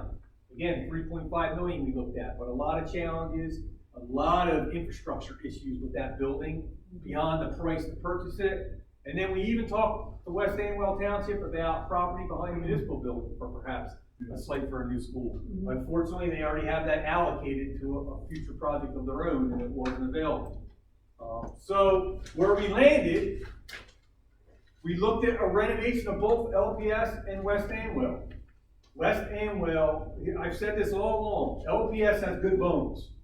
And there's things that we can do with LPS. West Amwell doesn't have good bones. And to try to renovate that building would just not be cost effective. So looking at that, we took a step back from the pre-K 6 combined model that we originally had on Ely Field and said, all right, how could we renovate LPS? The only way we could renovate LPS is if we did a reconfiguration of that building, meaning there's not enough room to do pre-K 6 in that building, it's too small. But if we reconfigured and did a district pre-K 4 building with a small addition in the front, we can make it work with our enrollment projections based on our demographer's report. West Amwell, that's another story. There's just no way we could do that. And even if we knocked the building down and rebuilt it, we would not qualify for the 40% state aid for that project because it would be considered a new building. And the 40% only comes into play with a referendum that you're going to do a renovation of the building. And one of the other challenges is where are we going to put the kids at West Amwell if we were to knock down that building? Because obviously there would be no school. So we took that off the table. I've said all along from day one to the board when I came in the district that I felt very, very strongly it was important to keep a school in Lambertville for a variety of different reasons. And you may have heard some of them with walking, and there's a lot of them. I feel very strongly that we have to come up with a plan that accomplishes that. And that's the reason why we settled on number 5, and that was to renovate LPS into a District K-4 school. So that means that West Amwell will close, build a new 5-8 school on the middle school and high school campus, land that we already own, and then have the ability, because we're tight with space at the high school right now, to expand programming to make our high school a 21st century competitive educational environment for our students, which is really, really important. There's been a lot of conversations about what's the research say about configurations. Should you do a K8, a 6-8? What does it say? All right, what this will show you is it doesn't really say anything. There's a lot of different opinions. There's no one research study that comes out and says K8 is going to increase student achievement. 6-8, what it basically says is that when you, and honestly, if you look at that first one, really the most effective grade configurations will vary based on the district, internal factors, projected enrollment, transportation costs, community support. There's no be-all, end-all study that says this is the way to go. It really comes down to the district. And that's what these 2 slides really talk about based on some of the most recent research studies. So what would it look like? So when we talk about LPS, this is a rendering. This would include a full renovation of LPS along with, in the front, in this area here in the red, an additional 5,000 square foot addition in the front of the building. So you can kind of see it from the side and what that would look like. And then when we talk about what the building would look like, we would totally reconfigure that building.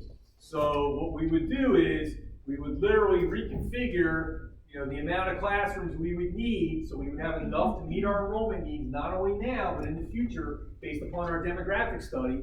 So we're future-proofing the district. And then with that, we're going to create a new music space, a new art space. We're going to be creating a new multi-sensory room. So it's really important with students' mental health, social emotional learning, and mindfulness, that when we design our buildings, we take these into account as far as places where our students may need some extra supports. And that has all been built in this design. When you look over here, we have a brand new media center, and the brand new media center also has access to the outside. The reason why that's so important, community involvement. This space would allow us to do a lot of different things beyond the school hours. For community programming, adult education, community events, it's accessible right from the outside, so folks don't have to walk all through the building to get to it. So it's kind of a win-win for the school district, but also for the community. And then in the front of the building, in the new space, you'll see we have a new main office area, a secure vestibule in the main office area, a new nurses area, and then we have over here what we're calling a new makerspace. So what you hear in education right now is STEM, right? Science, technology, engineering, and math. That is really the future, hands-on, building things, taking math, and rather than just doing problem after problem, taking the concepts of that problem and putting it into a real-life scenario where kids are coming up with solutions. A makerspace allows kids to get messy, to use their hands, and do a lot of different things that we want them to be able to do as far as problem-solving skills. And then a redesign of some of our classroom spaces along the way, so we would have plenty of room for all of our kids, including our preschool program, which obviously is a very positive program for the district.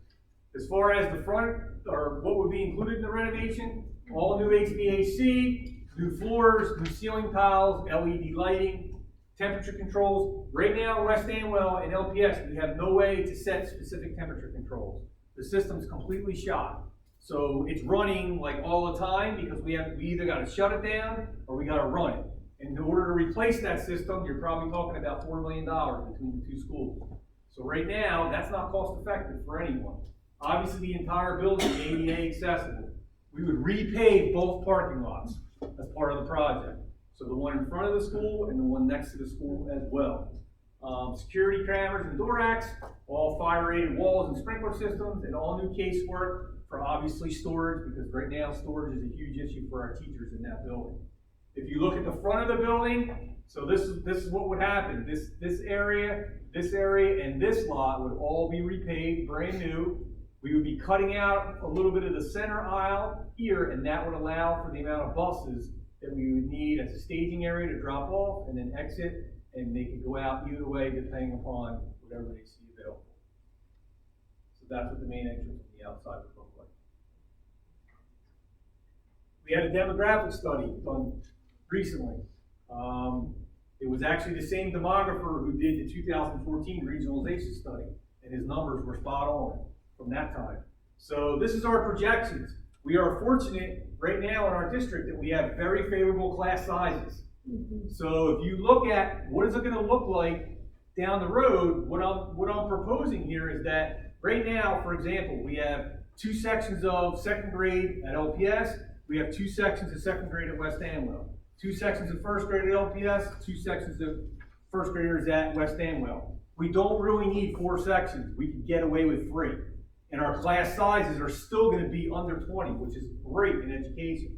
It's also going to allow us to save some money, because we can, as teachers retire or teachers leave through attrition, we cannot replace those positions and obviously save some money in our district budget. And our demographer says that that's going to work. Based on what our numbers look like, this is how we can accomplish that by the time the buildings will be online.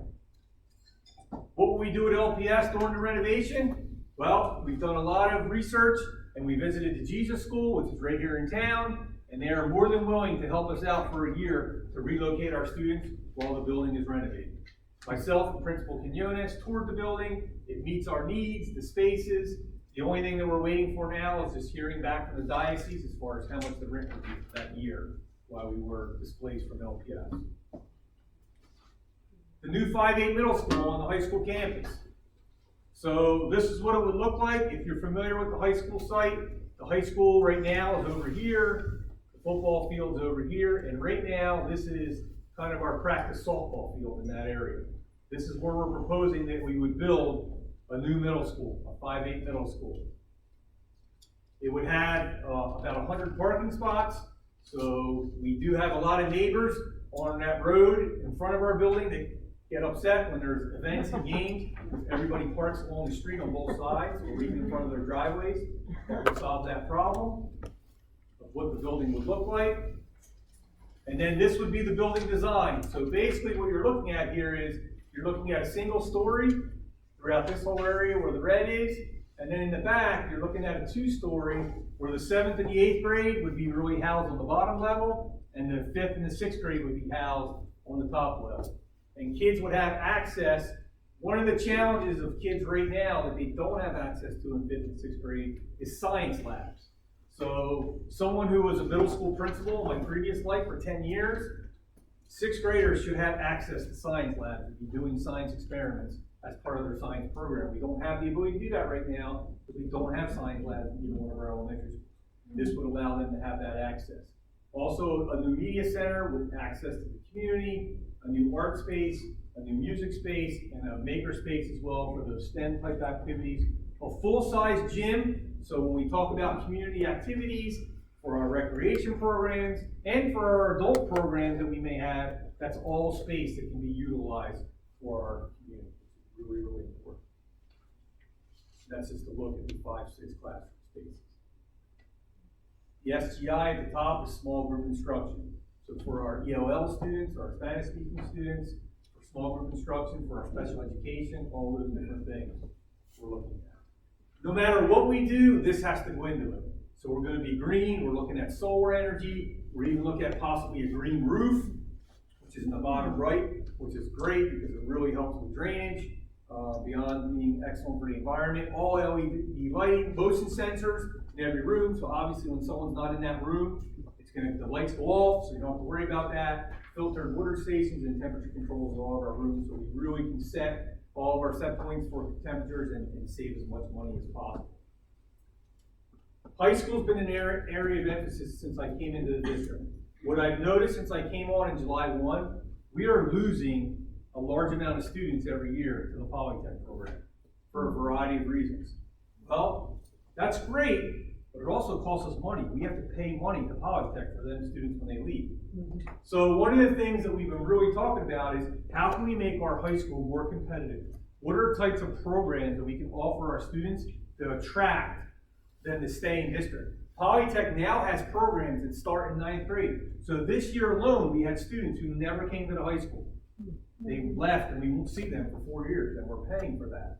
So how can we become competitive and provide the type of environment? These are some of the things we're looking at. And these are some of the things we'll be able to do by moving the 7th and the 8th graders out of the building. Things like computer science programming, podcasting. We're looking at a Project Lead the Way pre-engineering program with an emphasis too on cybersecurity. An academy transitions program. So right now, we have a considerable amount of our students that are challenged and have some disabilities that are required to go out of district for life skills in essence. I want to bring them back, right? I want to have a program in district. I don't want to have to say to a 9th grade parent, you have to send your kids somewhere else even though you live in the community. What I want to be able to do is develop a life skills program within our high school where the students get an apartment almost in the building where they're working on all those practical life skills that make them successful when they leave us, to be able to be functioning members of society. We're looking at some innovation with our Future Farmers of America program about sustainability and technology, and then we're also looking at TV, film, and video production, which we don't have right now in any of those programs. All the things we would need to make this happen, we would do with our budget over the next couple of years. They would not be included in the referendum. The referendum would really only focus on LPS and then the new 5A building. The educational benefits, there's a long list. First of all, equity for all. So it's not what are we getting at West Stanwell versus what are we getting at LPS. We're all getting the same thing. It brings our students together. For me, that's the final piece of regionalization, right? That was the whole goal of regionalization, is to bring us together. Right now, we don't come together until 7th grade. We would come together from day one. 21st century learning for our kids, all those C's that you see up there, those are the types of things we want our kids to be doing. Mental health, right? Even before COVID, we all know what's been going on in our country with our young people and suicide rates and the opioid crisis. Obviously, mental health is huge that we have to factor in. It's going to allow us to utilize our teaching staff and personnel more efficiently. Rather than traveling from building to building and wasting time traveling, we now would have one building for our elementary kids, pre-K4 or 5A, that they would be able to be housed in. Enhancing our visual and performing arts program, especially for a community like Lambertville. It's huge here. We need to provide a better service to our kids, a better experience. And then our middle schoolers, which they don't have right now, our 5th and 6th graders would have access to extracurricular activities after school, whether it's sports, science labs, elective choices that they don't have access to now, or co-curricular, meaning clubs or different things that they could get involved with. And then, as I mentioned, allows for the expansion at the high school, to make it more competitive, the learning environment that we want. It allows for our grade level teams to join. Right now, we have 3rd grade teachers in 2 buildings. If they're all in one building and they can collaborate on a daily basis, that's going to be beneficial. It meets the enrollment of our demographic study. It creates better consistency for our PTOs, our PTA, LAF. Brings the communities together. It brings together Lambertville, Stockton, and West Stanwell, that final piece. From a budget side of things, we're going to have energy savings by going with these new HVAC systems. So we're projecting we'll save about $100,000 in our annual budget on energy and maintenance. Transportation costs will be minimal for our 5th and 6th graders from Lambertville to now go to the new building. We've already estimated that, and often we can combine with routes that we already have. And then eventually, with staff attrition, we're gonna save about $500,000 annually as we go down from 4 sections to 3, as we go from 4 first grade teachers to 3 first grade teachers and all the way up the line. And that would be done again through attrition and retirements. And then community benefits. So we now have community spaces that would be available to the public to utilize for our young folks and for our adults. And I'm 100% open to trying to partner with RVCC or different, academic institutions in the area that may want to run adult classes or adult programming and have all that be accessible to our communities, all 3 of our communities. So this is the big one, the one everyone's focused on, cost. So to renovate LPS, you're talking about $9 million. The new addition in the front would be $2 million. The 5-8 building would be $21 million. Now, the renovation of LPS, that $9 million is eligible for that 40%. So we would get $4.5 million total. $3.6 million is 40% of $9 million. All right, and then the renovation, we'd probably get about $900,000 for the 5-8 building because we are kind of displacing students. That's probably all we would get from the state. The total taxpayer cost would be $27.5 million. And I know obviously in times like these, that's, people don't want their taxes to go up at all. But this is invested on our future and our kids. We did a valuation of West Amwell School. So the plan would be that we would sell that property. The valuation came in at $1.5 million. Eventually that money could be put back into the referendum to help offset the cost to the taxpayer. I have attached in there, and this slide deck is on our website, by the way. You want to look at it more closely. I know there was handouts, but there's actually a link in there where you can click right on the broker's opinion and see the report that was done. This is a lot of numbers, but it kind of starts walking you through what the tax impact is. So it's based on a property, the chart in white of $100,000 assessed value. You can see right now what the assessed values are in Lambertville, and obviously West Amwell and Stockton. But here's what I would suggest you do, because this is a busy slide. On our website, and hopefully maybe you have access to this already, we have tax impact calculators. So you can click on either one of those links, whether you're an Excel person or a Google Sheets person, and you can go to your tax bill, see what your property is assessed at. You can put that number in, and it's going to tell you exactly the impact for you personally of how much this will cost. So I highly recommend, again, this is on our website. This is something I want to point out, because I know a lot of residents will say, well, I don't have kids in the district, so how does this benefit me? Doing some research on this, it does benefit you if you don't have kids. And the reason why is there's information out there to say that obviously a community that has a high-performing school district, the dollars that you put in as a community, you're going to get back by your home values increasing. Whether you have kids or you don't have kids, you're going to reap the benefits of that. You can see on national average value for homes in good school districts is $427,000, which is 77% higher than homes without good school districts, which is only $241,000. And you can see that you may not have kids today, or maybe your kids have aged out, but if you go to sell your house or sell your property, chances are the person who's going to buy it is going to be interested in the school district and is going to want to know what the school district provides to the kids. So again, that's an investment for you, and hopefully you would reap the benefits. If it's a successful, and honestly right now, and I'm just being 100% honest, when you go by our schools, especially our elementary schools, I'm not sure if you're a community member or if you're not a community member, if you're driving through to say, gee, do I want to live in Lambertville, or gee, do I want to live in West Amwell? If you judge that based on how the schools look, I bet you're probably going to keep driving. If you stop and really knew what was going on and talk to people, that's going to be a different story based on what's happening in our building. But just looking at them doesn't give you a warm and fuzzy feeling based on what our kids should have. So the reality is that schools and school facilities do matter for all the community, not just ones that have kids in school. Just a final little piece here. The question comes up, does the referendum need to pass in each municipality? It does not. It's a majority vote.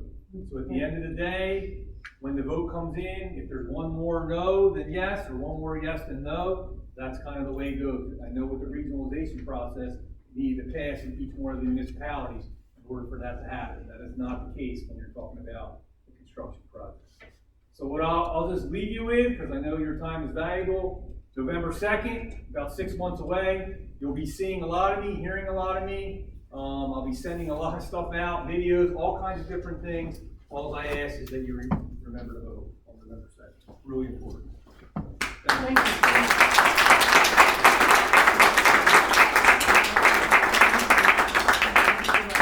I appreciate it. Does anybody? Does anybody have any questions for the, we've got a couple more things on our agenda, so I want to be cautious of time here, but does anybody have any questions for the superintendent? ADL.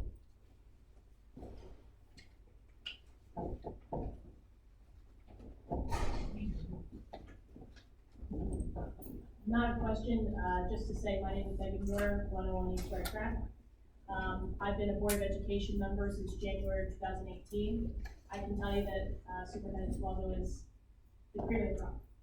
This has been a conversation since well before I was a board member. I would like to see this pass before I'm no longer a board member. We have tread water for a long time on this, and it's time to do what is best for our kids.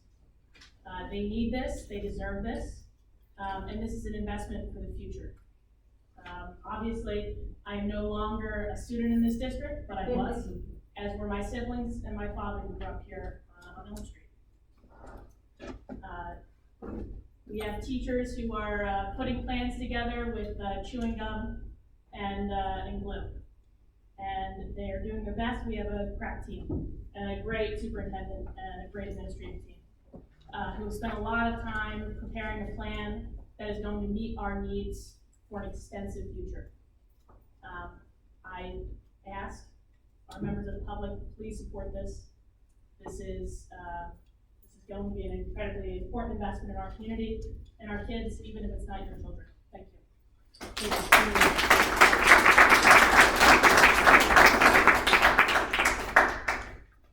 Hearing no other questions, thank you so much for your Thank you for the time. I appreciate it. Thank you, everyone.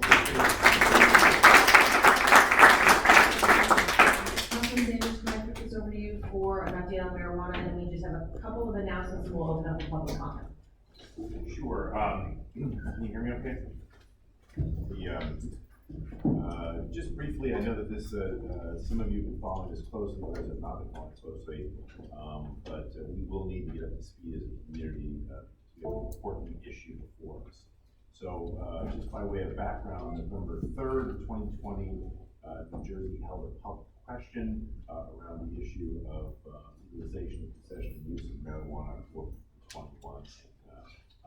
It passed pretty substantially at the state level with over 67% of the population supporting it. In Lambertville, that public question one passed overwhelmingly with nearly 82% of residents voting in favor. It was a vote, just to be very clear, about legalization of possession and use. The question before us today, though, or soon, is about the housing and location of businesses, whether we want that or do not want that, and if we do, under what circumstances. So the February 22nd of 2021, the governor passed a law. It's one of those laws that we just wish was crafted a little bit differently, but it's the one that's before us. It set up a process where there was a significance as to municipal action for 180 days after the passage of the enactment, I should say, of the law.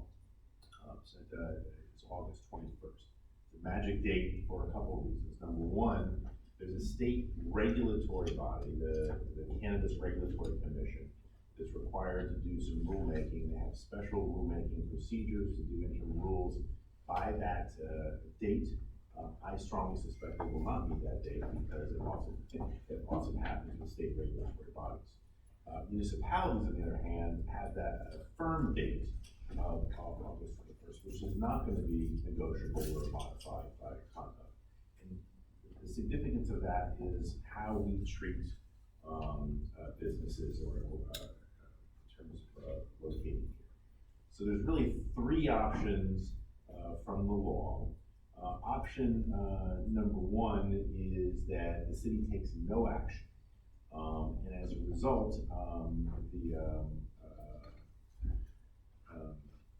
the city is locked into a position of accepting cannabis businesses in all classes. There's 6 classes under the law.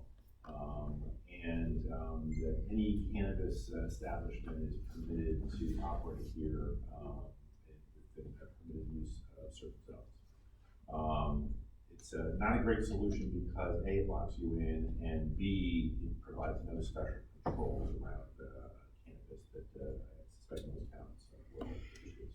So that option, I anticipate that very few municipalities have that position.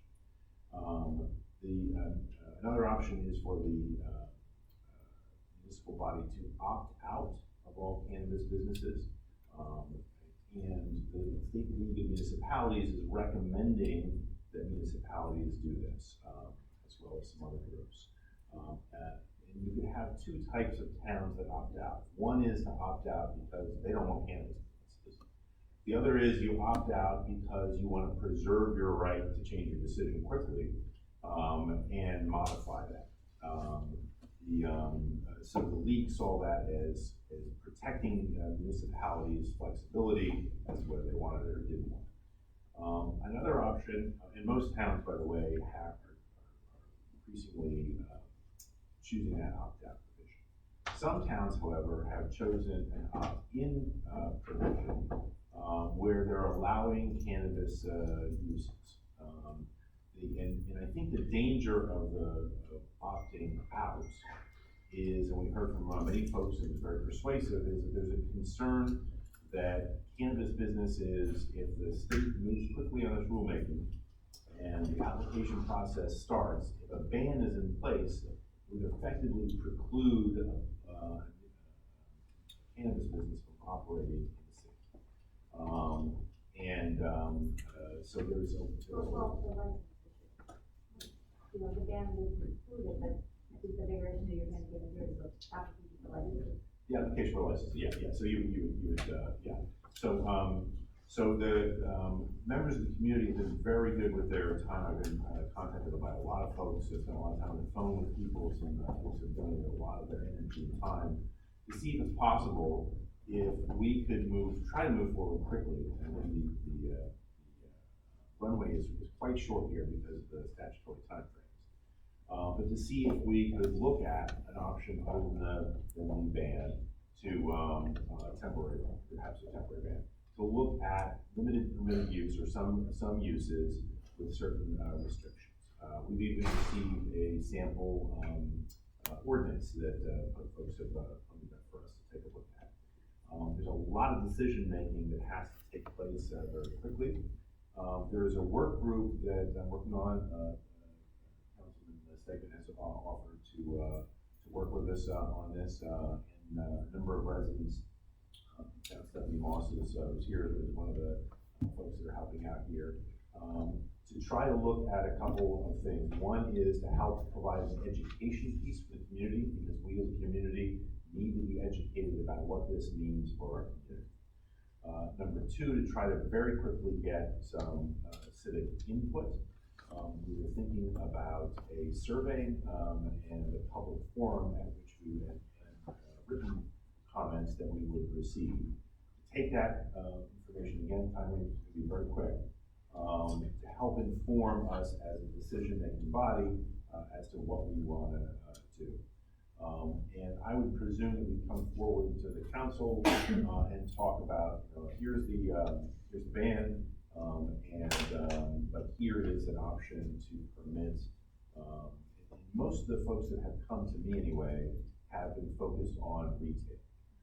There's a lot of decision making if we were to allow retail as to how many licenses would be allowed, what would the hours be, what would the parking requirements be. There's a whole range and host of questions that are going to be important for us to try to work through. We're committed to, with the work group, to try to do our best to educate, solicit input, and try to develop a proposal, to run side by side to look at what that might look like. Two other points I think are important in this. One is, I suspect sales of marijuana occurred before the public question. But under the law, you could ban all cannabis businesses. The one type of cannabis business that you can't ban is if there's a Delivery? Is that Delivery? delivery? Yes. So delivery services or something that you couldn't ban. So sales are going to be consummated in this town no matter what. The other piece of information I think is relevant is that there is an ability to do a transfer tax of up to 2% on most, 1% on one class of cannabis. For the city's, for purposes of revenue for the city.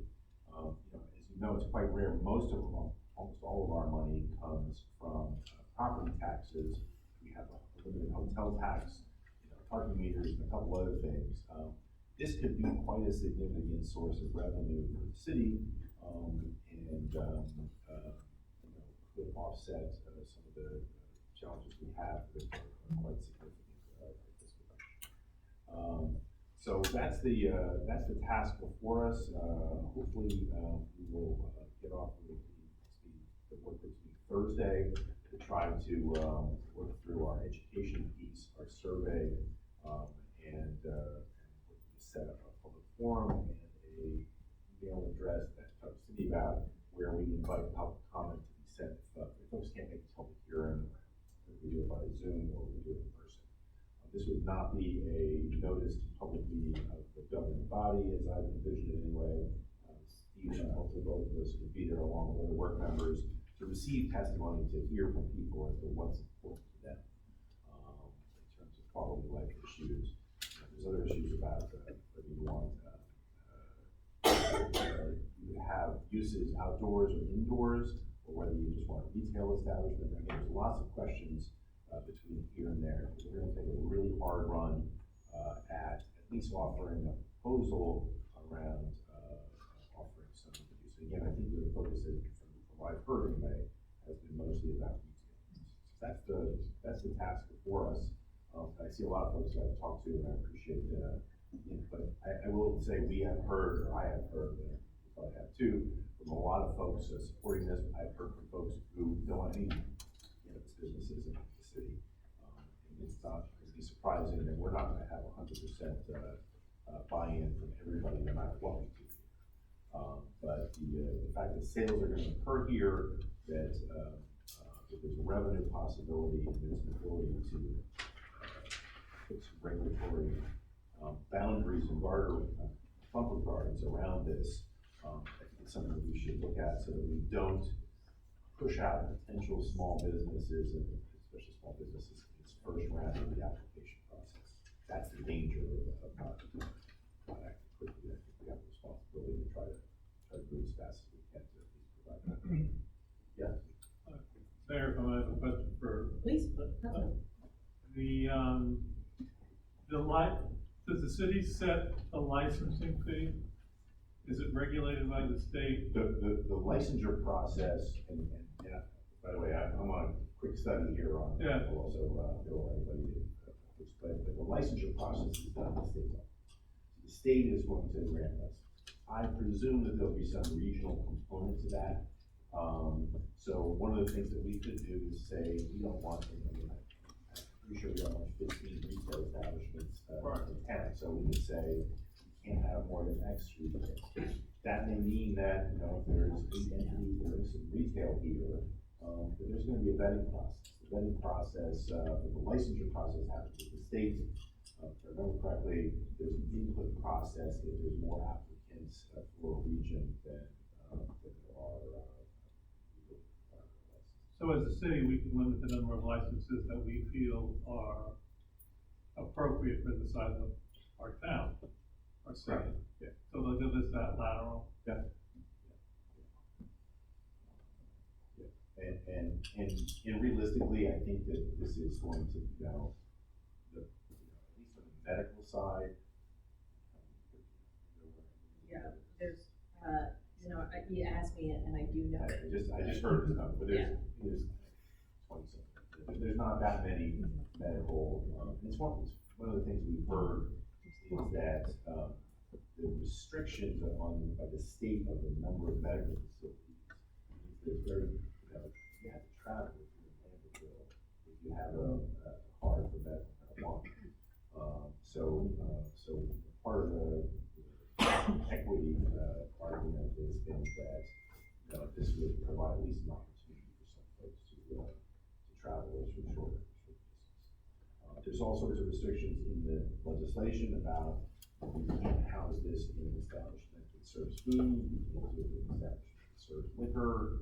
But there's going to be more from the. You can't do it in your apartment, you can't do it in your basement. Well, so the law doesn't provide, it has certain restrictions, but we would expect the CRC, the regulatory body, to probably provide some guidance to that. If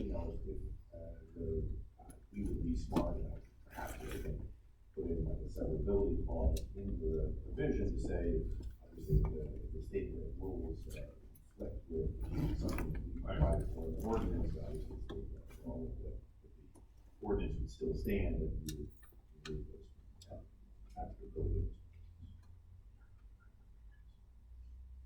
I just want to add one thing, or second one thing.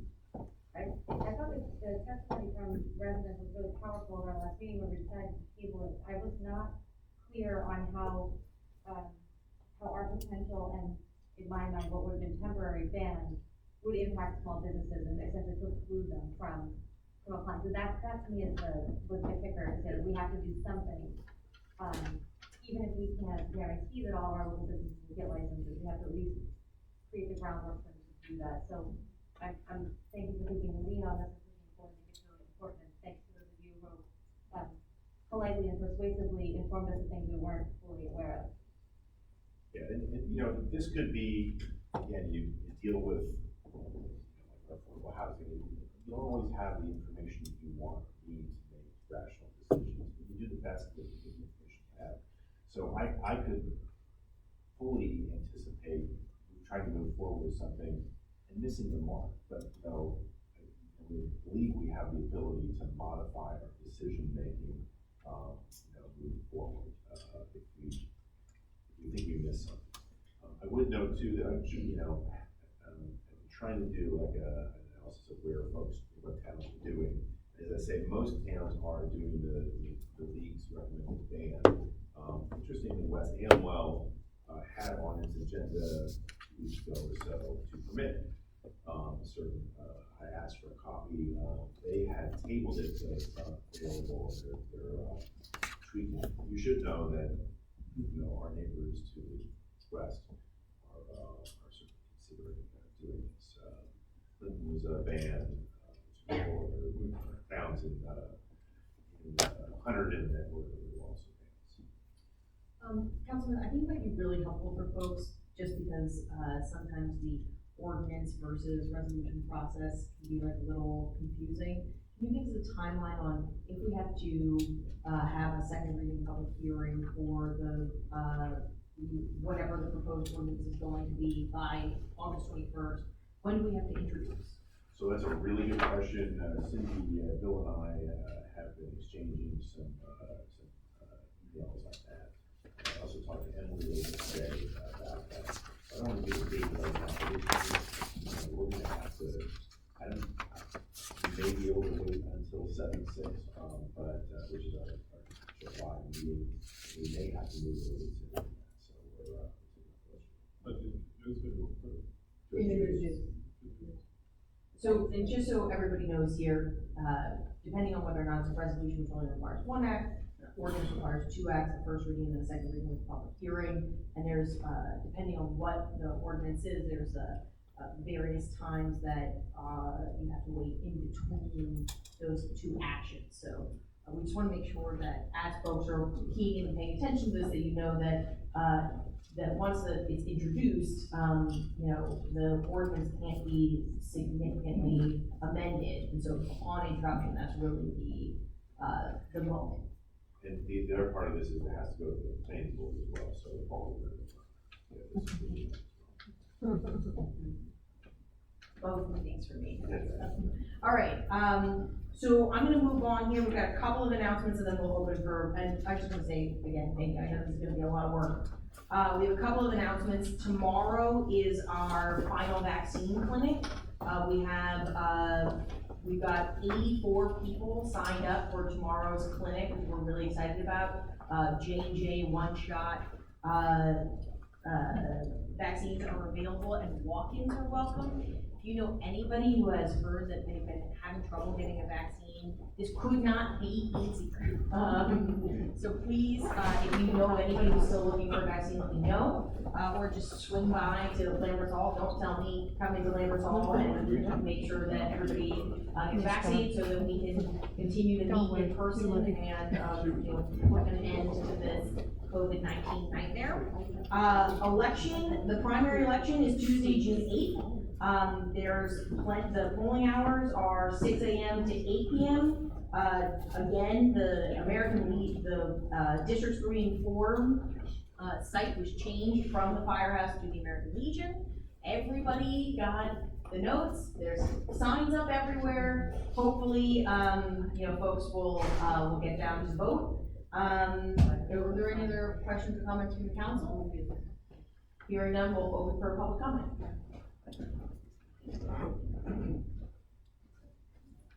Good evening, Paul Stevens, 39 Quarry. At the last council meeting, I expressed my views about the tardiness of the budget process this year. And you took exception to my views, Mayor, and the reason being was you said that, you didn't know how much money we were gonna get from the state or the federal government in putting the budget together. Unfortunately, I didn't have a chance to respond to that. My time was up.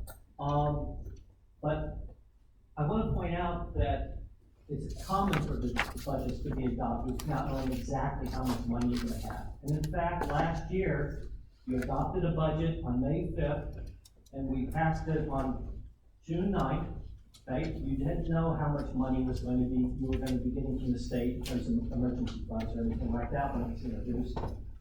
And I'd also point out that this year, Pennington, let me start with Clinton. Clinton introduced theirs on March 24th and passed it on February 28th. Pennington introduced their budget on April 5th and passed it on May 3rd. Flemington introduced theirs on April 12th and passed it on May 10th. And Frenchtown introduced theirs on May 10th and is going to have their public hearing tomorrow night. I bring this up again because by August 10th, you're wanting to make decisions about the firehouse, the police station, okay? And you want to get all the facts and you want to understand the numbers of how much it's going to cost. I would contend that knowing what the budget is, what the outlook for that budget is a part of that process, okay? And for me, I'm gonna wanna know before I come out one way or the other on what's to be done with the police station. It's gonna be an important thing to understand where we are. Okay, thank you. Thank you. Just for clarification, each of those municipalities that you mentioned are not planning on using their ARPA funds to deal with direct budget losses from COVID-19. We have to send in a finalized balanced budget to the state, where the state of New Jersey is actually one of the only states that requires a balanced budget from the municipality. We are, as discussed on innumerable occasions with you, we are in a significant structural deficit. We expect to use those ARPA funds, and so we do need to, unlike Pennington, that has a significant surplus, and I'm very close with Council President in Frenchtown. We've been talking quite a bit about the ARPA funds, but we cannot responsibly pass a budget without more information about what we're going to be using our ARPA funds for, because it would mean that the taxpayer was taking on an unnecessary amount of burden, when if we had just waited, that taxpayer wouldn't have to take on that burden. Well, it's not going to be clear even once ARPA funds are announced how they're going to be, what they're going to be used for, and it's not going to probably be settled for quite a while all right, on the process around that, just like on the marijuana. That is, so the ARPA funds, the general amounts have already been announced. The Treasury is putting out guidance for us. When we had spoken at the last meeting, I told you that the Treasury had come out with that guidance on the Thursday before. We are working directly with, our finance team and legal team, as well as the several other organizations of the state to gain guidance for the municipalities that have structural deficit issues that need to use ARPA to cover those revenue funds. We're just going to, just say, well, maybe we won't know soon, and we're working with folks at the state level as well as at the federal level to ensure that we're using those ARPA funds correctly. I still say that, you know, it's gonna be a big part of what's gonna need to be out there in August when we're trying to decide on whether or not to sell the police station site, go through with the redevelopment. Thank you. Mayor, can I make one point, just on the, in case anybody's curious, any kind of funding from the transfer tax from, marijuana would not be occurring this year. The earliest it could be is February Yeah, thank you. Hi, I'm Jessica Marie Villers, 13 Lambert Place. I'm here today as a Lambertville resident, also as a medical cannabis patient for 7 years, and an aspiring small businesswoman in town. So I, first of all, thank you so much, Council and Manager Paul. Really appreciate you taking in the community's input and reconsidering opting out, because it really will affect small businesses in a very detrimental way. So I wanted to kind of clarify the micro business statute of the legalization law. So one thing that's great about how New Jersey legalized was when they incorporated a micro business, and a certain number of licenses are set aside just for micro businesses. And micro businesses are small businesses that are limited to the number of employees we can have. 51% of owners and employees need to be from the municipality that that business is located in. So it's a great opportunity for local residents. It's also a great opportunity to increase employment opportunities in the area. And it also promotes social equity. It gives the small guy a fighting chance in this hyper-competitive market. And so it's really key to try and give these micro businesses a chance. And I'm going to be applying for a micro business license hopefully in August. And I want to apply here in Lambertville, because I'm a resident here in Lambertville, so that's my option. And if we pass a even temporary ban, that will, like, I know that Lambertville wants cannabis eventually, but even if we pass a temporary ban, what that's going to do is it's going to make all micro business applicants from this area basically nullable. Because our deadline is August as well. And so I need to get all my ducks in a row. I'm working as hard as I can to get all my ducks in a row by then. But we do need support from the local municipality, and we need like written regulations in place so that the Cannabis Regulatory Commission knows that any business applying in this municipality has that local support and has those regulations in place. There will be, like, the state is in charge of the licensing, but the local municipality will have like a lot of say in what kinds of businesses that we allow in our town. And so I'm very appreciative. I know it's going to be a lot of work, and I know the timeline is very tight. So I know there's a lot of community support, and I have been working on an educational piece as well. So I would love to send that over to the council for consideration as well. I've done multiple educational presentations for Senator Joe Danielson to try and clarify the cannabis legalization law, and also clarify some of the stigma around cannabis that makes people a little more wary. So I'd be happy to help out with that as well. And one thing that's a little less like critical, a little less important, but I do think it is important to mention. I think in our ordinance, and as we talk about it, we should try and use the word cannabis as opposed to marijuana, just because marijuana is steeped in a lot of like really racist and outdated. It's been used historically for racist purposes. So cannabis is just more inclusive of different types of hemp and cannabis, and so I think just for terminology, it'd be good to include that in any kind of language that we use for the ordinance. But thank you so much for your time, and thank you again so much for hearing us out and for giving us the opportunity to talk. Thank you.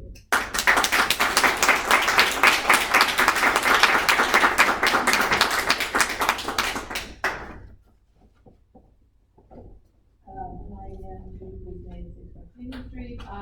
You all know this because I wrote, emails to all these weeks, so you already know, but I just wanted to, because of the discussion that's taking place already this evening, with respect to the budget, I just want to say your first year here, Mayor, was marked by incredible attention to educating us in the city about budgeting, about all the elements of budgeting, about all the pieces of the puzzle that you had to grapple with.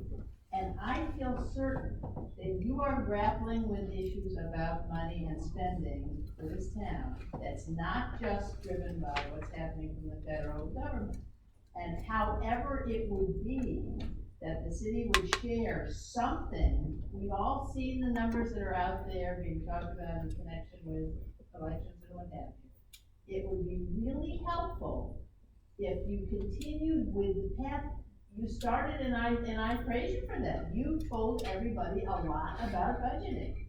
And now we have nothing about budgeting, and I don't think it plays well for the education, for the understanding, or for the credible position that the town tried to establish in the last 2 years. So I would urge you to give some information, even though it's not the introduced budget, about the thinking or about where things are going, because, I mean, people now are interested. We're here talking about it. We're wanting to know. Well, I appreciate that, Judy. I intend on still doing a full budget presentation, just like we did in previous years. This is an unprecedented, once in a millennia, international pandemic. The way that the federal government and the state have decided to manage with their funds has changed significantly how we were going to address that budget. Ultimately, when we put forward our budget, we will still do a full public process. I appreciate you for praising me for it. It's something I'm very proud of.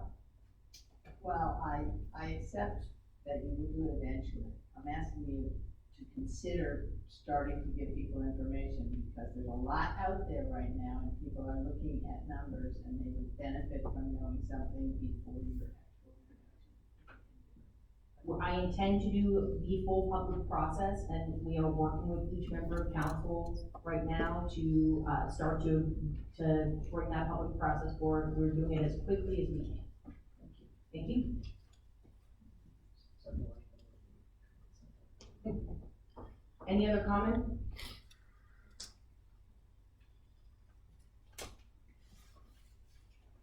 Hi, Sean Ellis, 204 Brunswick Avenue again. I just also want to commend council, particularly Councilman Sanders, for being as open as possible in gathering information around the future of cannabis in Lambertville. I think it's an exemplary, a perfect example of council, local government working with citizens and getting the information that they needed. The law is complex, and we're all figuring it out. And some people in the community have a lot of experience with it and should be leaned on for advice. And the whole community should be leaned on for advice. But there are experts among us and people who really have been preparing for this for a long time and for their shot. And we owe it to them to be prepared as well. And I think we can do it. It's tight, but you have the community support, and we're here to help. So, thank you.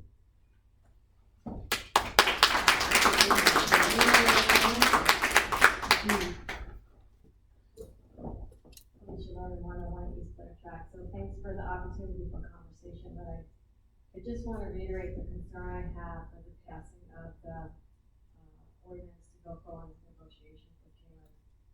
I know that you say you need to get numbers, and only we can do that with negotiation, but the point that one of the residents brought up about negotiating in good faith, it's not really good faith if all we're trying to do is get the numbers. And to go forward and work with them and then back out, I think we're not going to be able to do that. And I really think we're on the path to a 4-month timeline to having to move the police station, even though we're saying that we're not gonna do anything until we know what the final deal is, but I just think we put ourselves into a box that we didn't need to be in. One point of clarification there, only because I don't, things get said and then they get, set in stone. So putting aside the opposition, just on the timing question, it's not 4 months, if this were all moving ahead, it's not 4 months from today. There is at least 2 months of negotiation, at least, that is probably the short side, and then they have to get ready to do this project, and then they have what they're saying is likely a 4-month design. We don't know that it will be, so I don't mean to split hairs, I just don't want people to walk away thinking it's four months from today, and this all will come crashing down if this is the way things go. So, that's all. Are there any other questions or comments from the public?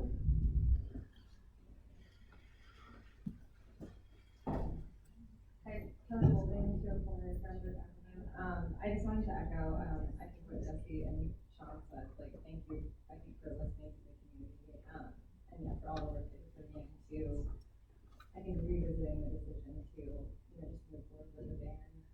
I think just having, I feel like I don't even personally have this much stake in this, but I think seeing the people in this community, like, I think they're really creative, people doing this in a really, I think, transformative way, and like I think there are businesses here that, could really add a lot to the community, and, I hope that we really do all that we can to support them. I think one question I do have is that I feel like so much information has kind of come to light, in the past week or so when this has been a conversation. And so I think in the, you mentioned having like public forums. So I think what kind of information are you anticipating getting from that? Because I know like the, 82% of people in Lambertville like supported legalizing marijuana, which is a separate question from, or legalizing cannabis from, having it in town, but I would assume that still the vast majority of people are going to be, just based on that number, like supportive of that. So kind of what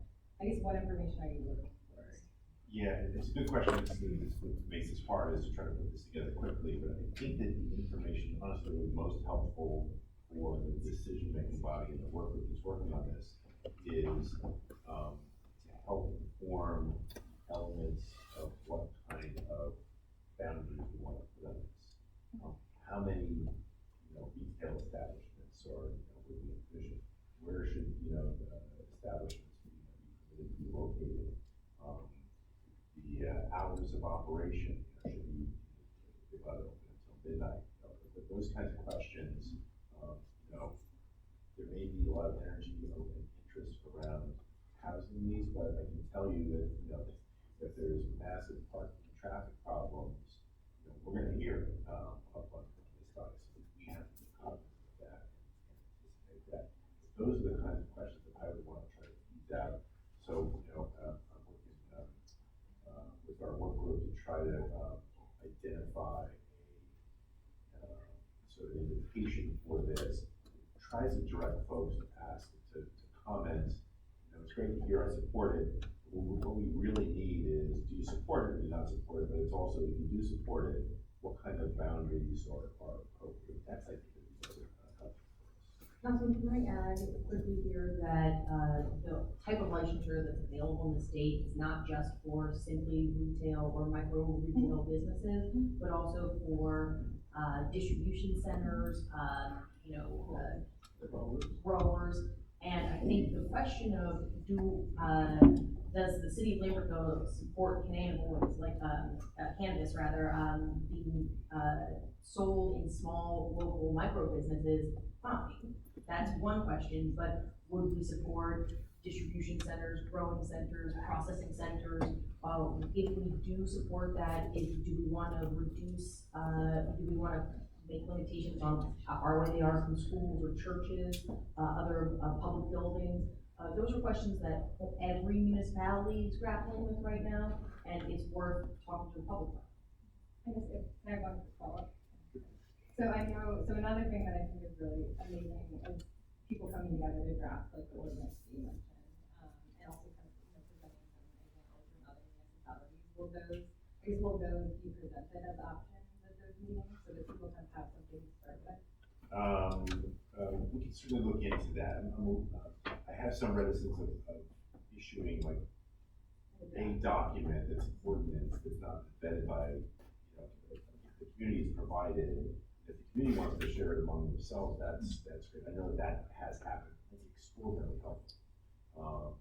But I don't want the sort of the governing bodies imprimatur on something that really hasn't been vetted. It makes me a little uncomfortable.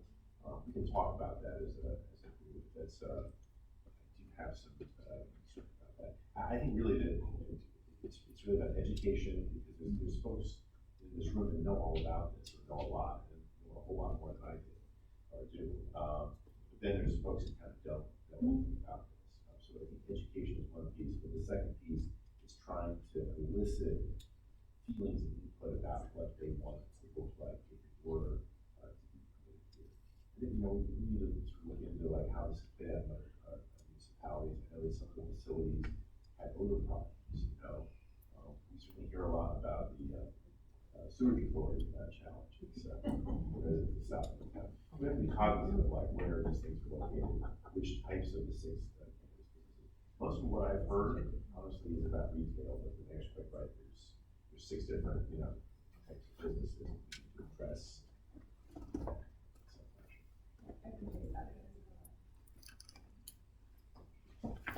By the way, I'm sure it's the first time it has Big Lebowski sign in the audience.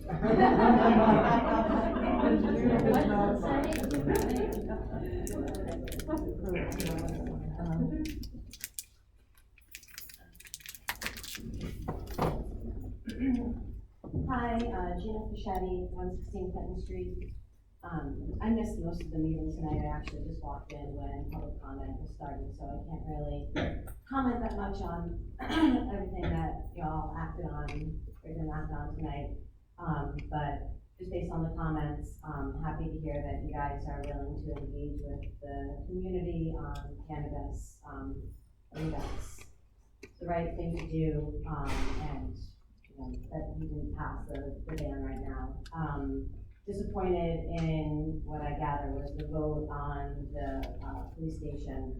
But really what I wanted to ask about was whether you're going forward from this meeting, have your council meetings and other city meetings in a hybrid fashion, so that while you have people here in the room with you, having a way for people at home to engage with the council, ask questions, participate via Zoom.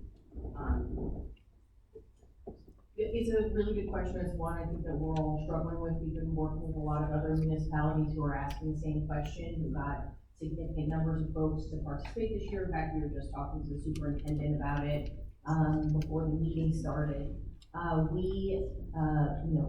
I think we are still trying to investigate what that looks like. There's a significant cost to the Zoom that we have now. It's about $6,000 a year. While that cost was originally, at least in the beginning of the COVID-19 pandemic, was a cost that we could be reimbursed for because of our, because the state and the feds were reimbursing for unforeseen COVID costs. But that's no longer the case, and it is $6,000 a year is a really significant expense. We are, as we had agreed to do at the end of 2020, we are recording this meeting, and we're going to put it out online and continue to do that for all of our future public hearings. We are looking into various ways that it would be less expensive for us to stream our meetings live. But the reality of the public comment, I think, my estimation is that it will be much more difficult to get public comment from Zoom. So a compromise likely will be that we stream the meetings live, as if we're working to figure that out, but we'll stream the meetings live, but that only in-person comment will be on the public record. I would just like to encourage, the city to have an interactive online platform. I think that it's, you know, I don't know how many people were here earlier, at least right now, you know, everyone's still wearing masks, we're still in the pandemic, and there are people who are concerned about coming to a public meeting, but yet who might want to be able to actually, you know, speak and hear your answers, at that moment. And also, I would just, like to say that I think, you know, while it does sound like an expense, to me, this would be an expense that would really be for the benefit of the community.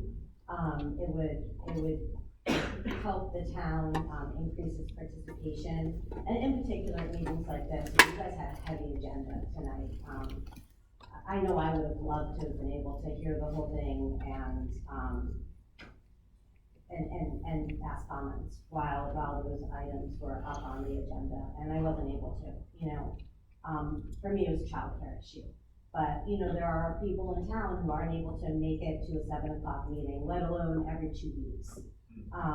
So I think that it would really be a nice service to members of who live in Lambertville. And I think that a lot of people are kind of feeling like there's like some, maybe some, I don't know, I don't want to speak for the whole town, but a sentiment I have heard, and I know that I felt that, you know, that sometimes you feel like maybe there aren't a lot of services. So this is something that, while it is an expense, it's not a huge astronomical expense, and I think it would really speak well to the city wanting to encourage public participation in its meetings. Thank you.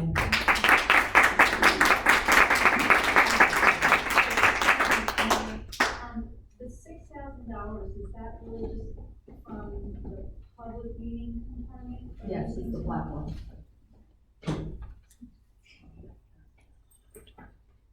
I just want to support what Gina just said about spending the $6,000. I think it's really beneficial. I got several calls from seniors that could not come tonight, and they wanted to know if it was going to be on Zoom as well, and he said, I don't think so, I wasn't sure. But, $6,000 is a lot, but let's remember, we voted, council approved the $65,000 software package that I'm not sure how useful that's been. $6,000 would be much more useful and certainly use why we need more so than that $65,000 software.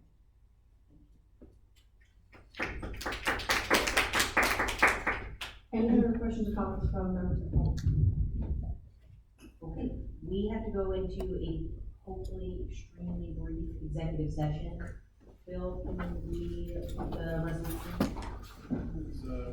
It's a resolution authorizing a closed session to discuss personnel and attorney-client privilege issues related to contract negotiations.